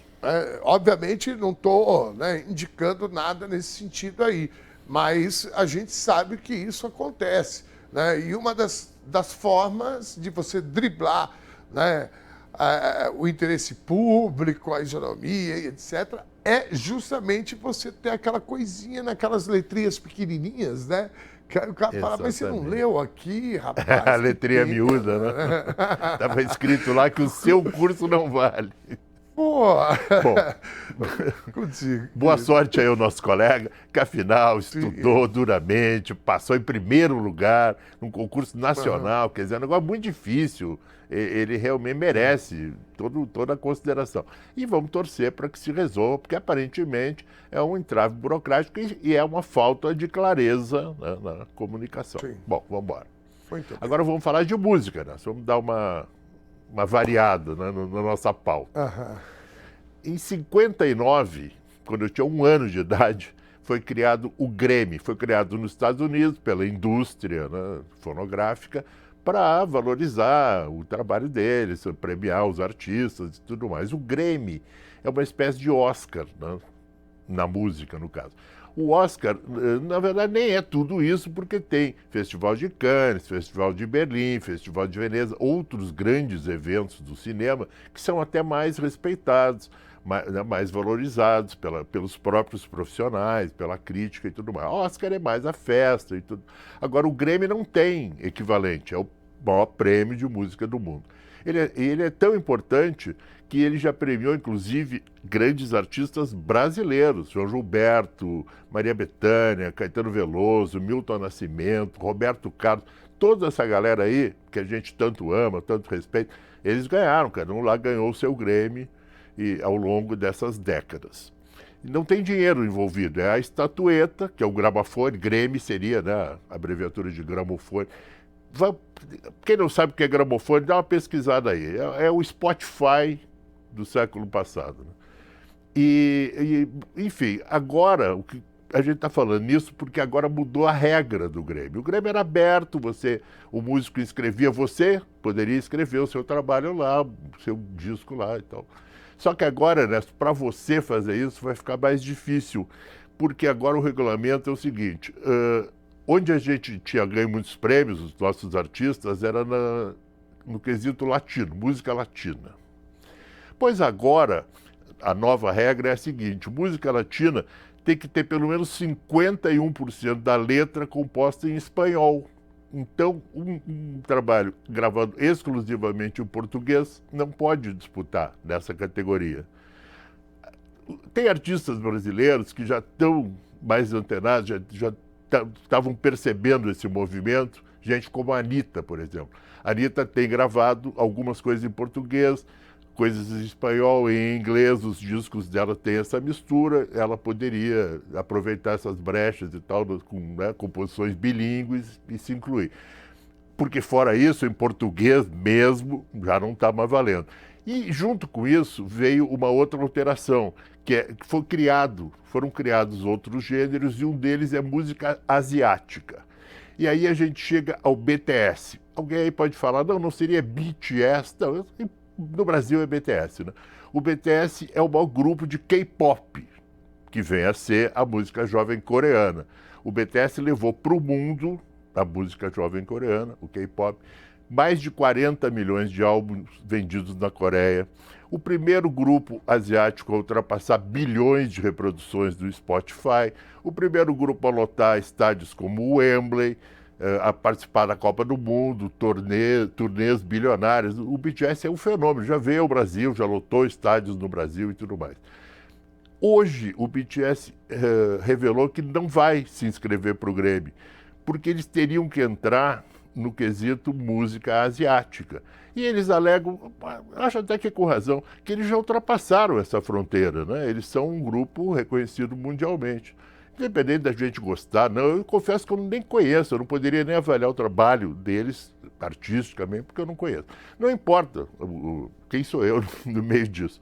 O fato é que o grande grupo, um dos maiores grupos pop, não vai estar por causa dessa mudança e os músicos brasileiros também estão prejudicados. A impressão que dá é que está naquele contexto trampista, né, de América, né? Make America Great Again, né? É inglês, aqui a gente fala inglês e vocês aí, coreanos e brasileiros, que se virem, porque a gente não está aqui para dar mole para vocês. Parece ser isso. Muito bem. Esse é um problema de uma complexidade gigantesca. A gente tem que discutir muito conceitualmente, né, para a gente ter uma discussão talvez mais didática. Eu vou partir do seguinte princípio. Aqui na América Latina, só nós falamos português. Todos os outros países falam o castelhano ou espanhol como queiram, né? Isso eu já acho uma contradição. Eu acho que a segunda língua do Brasil não deveria ser o inglês, deveria ser o castelhano ou espanhol, porque nós estamos aqui, né, no Cone Sul, aqui, onde tudo acontece dessa forma. E eu acho que isso, na verdade, é a mesma coisa que acontece com a cultura, né, dessa perspectiva do mercado fonográfico, que sempre teve o comando lá do imperialismo estadunidense, né? Então, é muito ruim, né, você ter, porque a cultura, ela é nada mais, nada menos que a expressão do povo, né? Então, como é que você está aqui no Brasil se expressando a partir de uma cultura, né, dominante que vem dos Estados Unidos? E eu acho que a posição desse BTS, eu concordo contigo, nós temos que falar, isso é mais uma resistência, né, ao vocabulário imposto por eles. Por que nós temos que falar BTS? Como é que é? Como é que eles falam? BTS. Ainda tem o yes, né? Bom, e eu acho que tudo isso faz parte. E essa turma aí, eu acho que está corretíssimo. Pena que o brasileiro, infelizmente, né, e talvez agora, né, vamos ver como é que a gente se vira com isso, mas talvez a partir de agora, dessa nova reorganização, talvez dessa clareza, sabe, Valério, que eu acho que o Donald Trump está, né, mostrando para o mundo como funciona, né, o imperialismo estadunidense, e as pessoas estão, eu tenho sentido isso, que as pessoas estão assim, gente, né, o que é isso? Né? Isso é a barbárie, o que ele está fazendo com a política imigratória, o que ele fez na Copa do Mundo, as taxas, enfim, a gente tem aí uma série de questões, mas eu acho que o ponto central é justamente esse, é a questão da dominação cultural, né? E que muitos dos problemas que os países chamados de terceiro mundo, ou quintal dos Estados Unidos, que é o restante da América, né? América do Sul, e mesmo agora o próprio Canadá, o México, a Groenlândia, ele falou que queria anexar a Groenlândia, né? Então, eu acho que a gente, a partir de agora, nós vamos ter uma nova, e eu espero muito que isso aconteça, sobretudo na cultura, porque muitos dos problemas que a gente tem no país é justamente por a gente não conhecer a nossa cultura, nossas origens, nossa história, que através da música, né, a gente tem aulas gratuitas. É só você ouvir, por exemplo, o Gonzagão, né, ou mesmo o filho dele, o Gonzaguinha, que você vai conhecer, né, o sertão, né, desse país, esse povo, de fato. Muito bem, Valério, adorei, mas essa daí, vivo BTS, bicho, K-pop, né? Eu vou aprender algumas coisas também aí, viu, Valerião, querido? O que mais você tem pra gente aí? Por hoje era isso, Ernesto. Valeu, muito boa tarde, muito obrigado. Não, fica por aí que eu vou dar uma notícia agora, eu quero que você comente. O atacante Neymar afirmou que não se vê mais atuando pela seleção brasileira. O jogador, que está com 34 anos, admitiu que a derrota para a Noruega na Copa do Mundo marcou sua despedida, defendendo o Brasil. Neymar declarou que seu momento na seleção já passou. Diz que fez história, foi muito feliz e deu a vida pela amarelinha, mas que agora não pretende mais retornar pela seleção. Neymar marcou 80 gols em 130 jogos. Ele conquistou a Copa das Confederações de 2013 e a medalha de ouro inédita nas Olimpíadas de 2016. Atualmente, com contrato no Santos até o fim do ano, o jogador ainda tem o futuro da carreira em aberto. Você avalia que ele deu realmente a vida para a seleção brasileira, Valério Campos? Olha, o problema, parece que a gente não gosta do Neymar, está aqui para sacanear o Neymar. Não é isso, nada disso. A gente gosta de todo mundo, fora uns e outros, o resto a gente gosta. Né? Não desejamos mal a quase ninguém, né? Bom, vamos lá. O problema que eu vejo, que você provavelmente vê, Gustavo, a gente que acompanha futebol desde criança, a gente é muito mal acostumado, só a gente é penta, só a gente teve Pelé, só a gente teve Garrincha, né? Teve Amarildo, que está vivo ainda, com graves problemas de saúde no Rio de Janeiro, é pouco lembrado, mas é um herói do futebol brasileiro, né? Ajudou a ganhar a Copa de 62, o bicampeonato consecutivo, que também ninguém tem, né? Só nós temos. Então o Neymar, para ele chegar nesse panteão, né? Faltou, né? Faltou pelo menos uma Copa do Mundo, né? Faltou alguma coisa, assim. Ele realmente foi um grande jogador. Eu acho que dá para falar no passado, né? Ele, de uns anos para cá, ele tem se dedicado ao pôquer, ele optou por virar celebridade. É um direito dele, uma escolha de vida dele. Ele se despede, ok, foi um bom jogador, não sei se dá para dizer que foi um grande, mas foi um bom jogador, com certeza. Mas acho que realmente ele está certo, a gente concorda com ele, o ciclo dele terminou, ele nem sabe se pretende ainda seguir no futebol, não está com muito jeito, né? Ontem, por exemplo, era um joguinho contra o time da Venezuela, que o Santos tinha goleado na Venezuela. Ontem era só empatar, saiu perdendo e tal, fez um primeiro tempo ridículo, teve que entrar Neymar no segundo tempo, fez ali uma jogadinha ou outra, né? Bom, enfim, boa sorte pro Neymar, mas eu não acho que a gente vai morrer de saudade dele não, Ernesto, francamente, com todo respeito.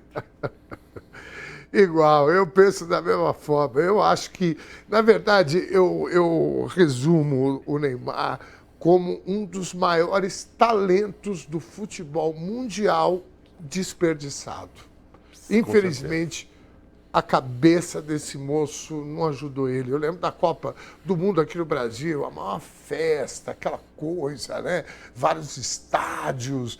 E aí o cara o tempo todo provocando o adversário, provocando a falta, o contato, o choque, aquelas coisas de se jogar, até que acabou se machucando, né? E abandonou a Copa. Então, assim, eu, francamente, mas eu acho que é um dos maiores talentos do futebol mundial, infelizmente desperdiçado. Eu tenho mais uma aqui, ainda falando em futebol, dessa vez o feminino. A plataforma Bolavip Brasil fez uma lista com as jogadoras mais bem pagas do mundo. Em primeiro lugar, aparece Aitana Bonmati, estrela do Barcelona e da seleção espanhola, pela qual foi campeã mundial em 23. Ela ganha atualmente cerca de 6 milhões de reais por ano, valor recorde para a modalidade. Marta é a única brasileira na lista.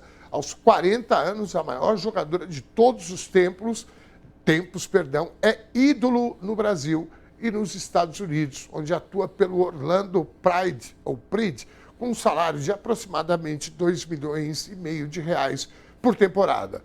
Para comparação, entre os homens, o atleta mais bem pago ainda é o Cristiano Ronaldo, que recebe cerca de 1,5 bilhão de reais por ano. Vamos ver se a Copa do Mundo agora, feminina, que vai ser sediada aqui no Brasil, a gente consegue, né, levar esse patamar financeiro, né, do futebol masculino para o feminino também, né? Ô, Valério, o que você acha? Ernesto, tem situações como essa que a gente não precisa ficar opinando, né, dando palpite. A gente pega só os números, os fatos. A jogadora mais bem paga do mundo ganha 6 milhões de reais por ano. O jogador mais bem pago do mundo ganha 1,5 bilhão. É preciso mudar, né? Não há o que debater, né? O curioso é que, normalmente, o salário de mulheres e homens que ocupam a mesma função, ele tem uma defasagem de 30%. Nesse caso, aí parece que é um pouco mais, né, Valério? Um pouquinho Abraço, mais. meu querido. Valeu, Ana. Obrigado, boa tarde, até amanhã. Obrigado, meu irmãozinho. O jogador argentino do Fluminense, Lúcio Acosta, está sendo investigado por um possível envolvimento em esquema de apostas esportivas online. A CBF e o clube confirmam a informação. A CBF recebeu da FIFA um alerta enviado pela Sport Radar, empresa de referência global em tecnologia e dados esportivos, apontando suspeita de manipulação ligada ao cartão amarelo recebido por Acosta na partida contra o Red Bull Bragantino no último dia 17 pelo Campeonato Brasileiro. O cartão amarelo de Acosta aconteceu aos 47 minutos do segundo tempo da partida, em meio a uma confusão generalizada que parou o jogo por 5 minutos. O tumulto começou quando Lucas Barbosa, do Bragantino, sofreu falta de Canóbio e esbarrou no jogador do Fluminense. Acosta, que estava longe do lance, foi até o local e empurrou Lucas Barbosa. Em seguida, o meia argentino foi empurrado por 2 adversários e revidou. Meu amigo, o alerta foi repassado à Polícia Federal, ao Ministério Público do Rio de Janeiro, ao Superior Tribunal de Justiça Desportiva e à Procuradoria-Geral, junto ao STJD e à Comissão de Ética do Futebol Brasileiro. A CBF afirmou que vai tratar o caso com cautela e que pediu à FIFA um relatório mais detalhado sobre a suspeita. Gente, eu vou falar uma coisa para vocês, eu tenho cantado essa bola. Eu não tenho vocação para ser mãe de Ná, tá? Mas eu tenho cantado essa bola há muito tempo. A aposta em jogos de futebol que movimenta muito dinheiro vai dar ruim.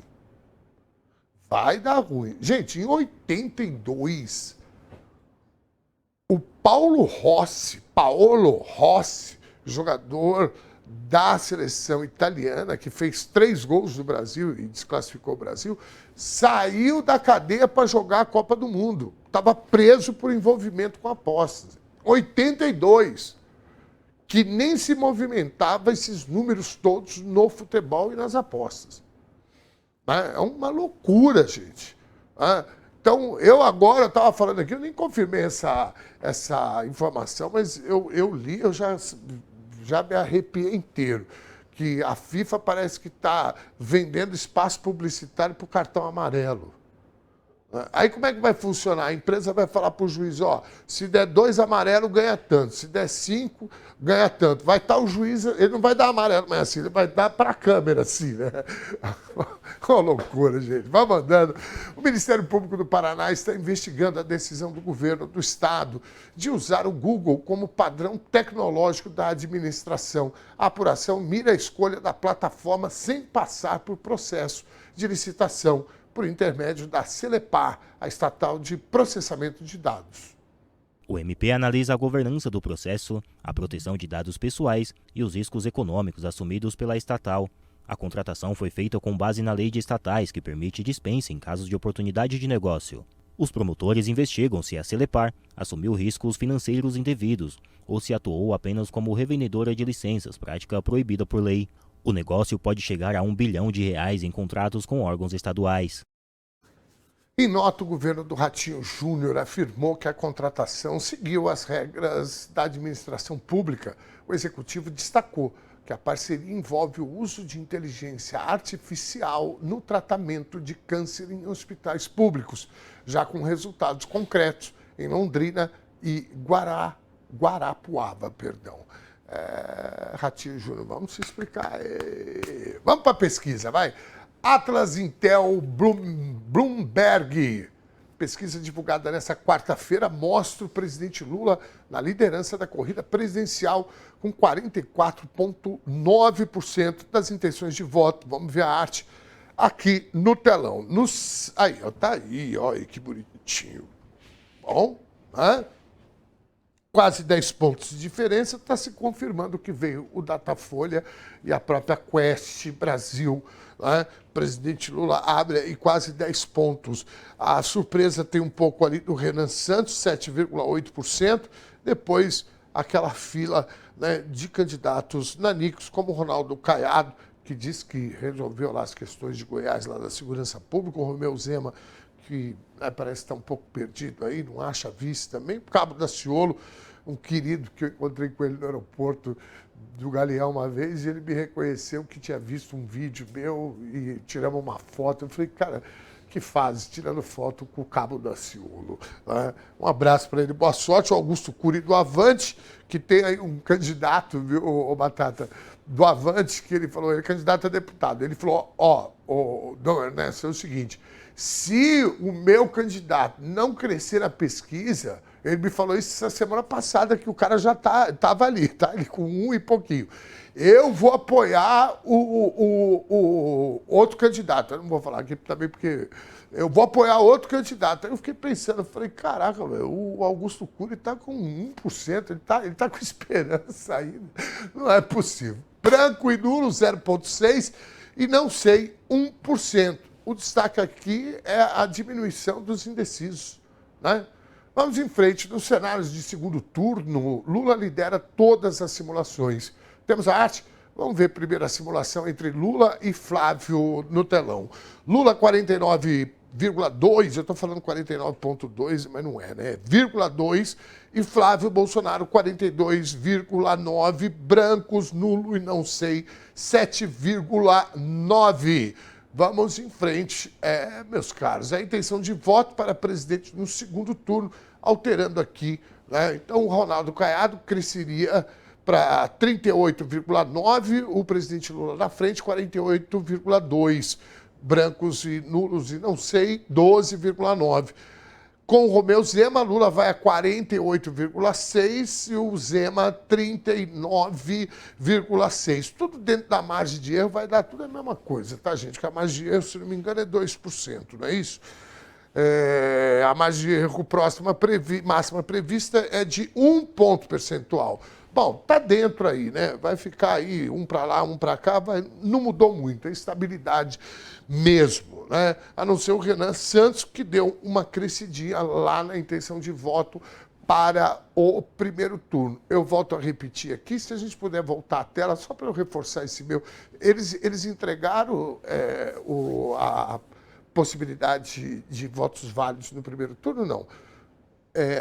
A anterior, por favor, ainda a anterior, que é aquela que aparece todos aqui, só para eu fazer um cálculo rápido aqui, uma conta de padaria, né? quase 45%. Aqui nós vamos ter lá 1%, depois 0,5%, vai dar 1,5%. Bom, a gente pode chegar aí à conclusão, gente, tirando, vai dar 90, 90 e pouco. O Lula, novamente, em todas as pesquisas, está dando isso. Ele vai aqui para votos válidos, né? Tirando aqueles lá, não sei, o branco e o nulo, ele vai ir para uns 46%, 47%. Por isso que muita gente tem feito o cálculo que realmente o Lula pode levar a eleição no primeiro turno. Vamos acompanhar esse raciocínio. Nós separamos também um recorte com a rejeição de cada candidato. Vamos conferir aqui na tela. O campeão da rejeição é o Flávio Bolsonaro, com quase 53%. Depois veio o presidente Lula, com 49,4%. Jair Bolsonaro aparece, né, porque a pesquisa colocou 42%. É curioso isso, né? O Jair Bolsonaro ele tem menos rejeição do que o Flávio Bolsonaro. É doido isso. Isso aí é o recal, é o que acontece com o Lula, porque é para o bem e para o mal, né? Quanto mais tempo você está no exercício do mandato, mais você cria, né, uma rejeição. Isso é natural, né? E o Flávio Bolsonaro com 52,9%. Né? Eu, também fazendo conta de padaria aqui, vou dizer uma coisa para vocês. Se isso aqui se concretizar, o Flávio jamais ganha a eleição, porque mais de 50% rejeita ele. Né? Eita, nós, tá duro, hein? A Michele Bolsonaro, 39%, o Renan Santos, 38%.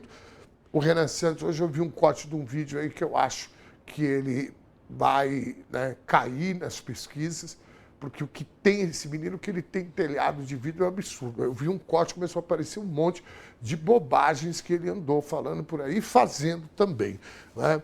Mas vamos lá, mas vem com essa energia de jovem e etc. Muito bem, tá aí os dados da pesquisa. Volta um pouquinho só para eu passar, porque nós temos a obrigação. Põe aqui de novo, só para eu passar. Atlas Bloomberg, registro no TSE, BR-08602 de 2026, é o registro da pesquisa.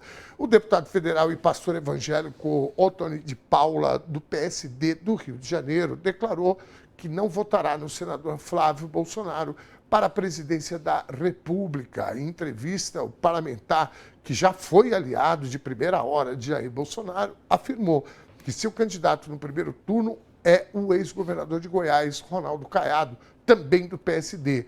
Para um eventual segundo turno entre Flávio Bolsonaro e o presidente Lula, Ottoni de Paula defendeu um movimento que classificou como direita com Lula. Segundo ele, parte da direita não se identifica com o senador e o segmento evangélico não demonstra a mesma adesão a Flávio quanto demonstrava o pai do parlamentar. A pesquisa está mostrando aqui, né? Aliás, nós estamos tendo um movimento que a gente já falou sobre isso daqui esses dias, né?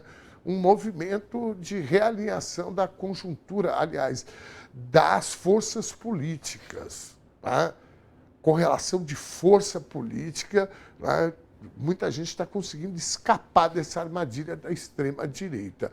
Vamos em frente. A Caixa Econômica Federal inicia nessa sexta-feira, dia 31 de julho, a distribuição de parte do lucro do FGTS, referente a 2025.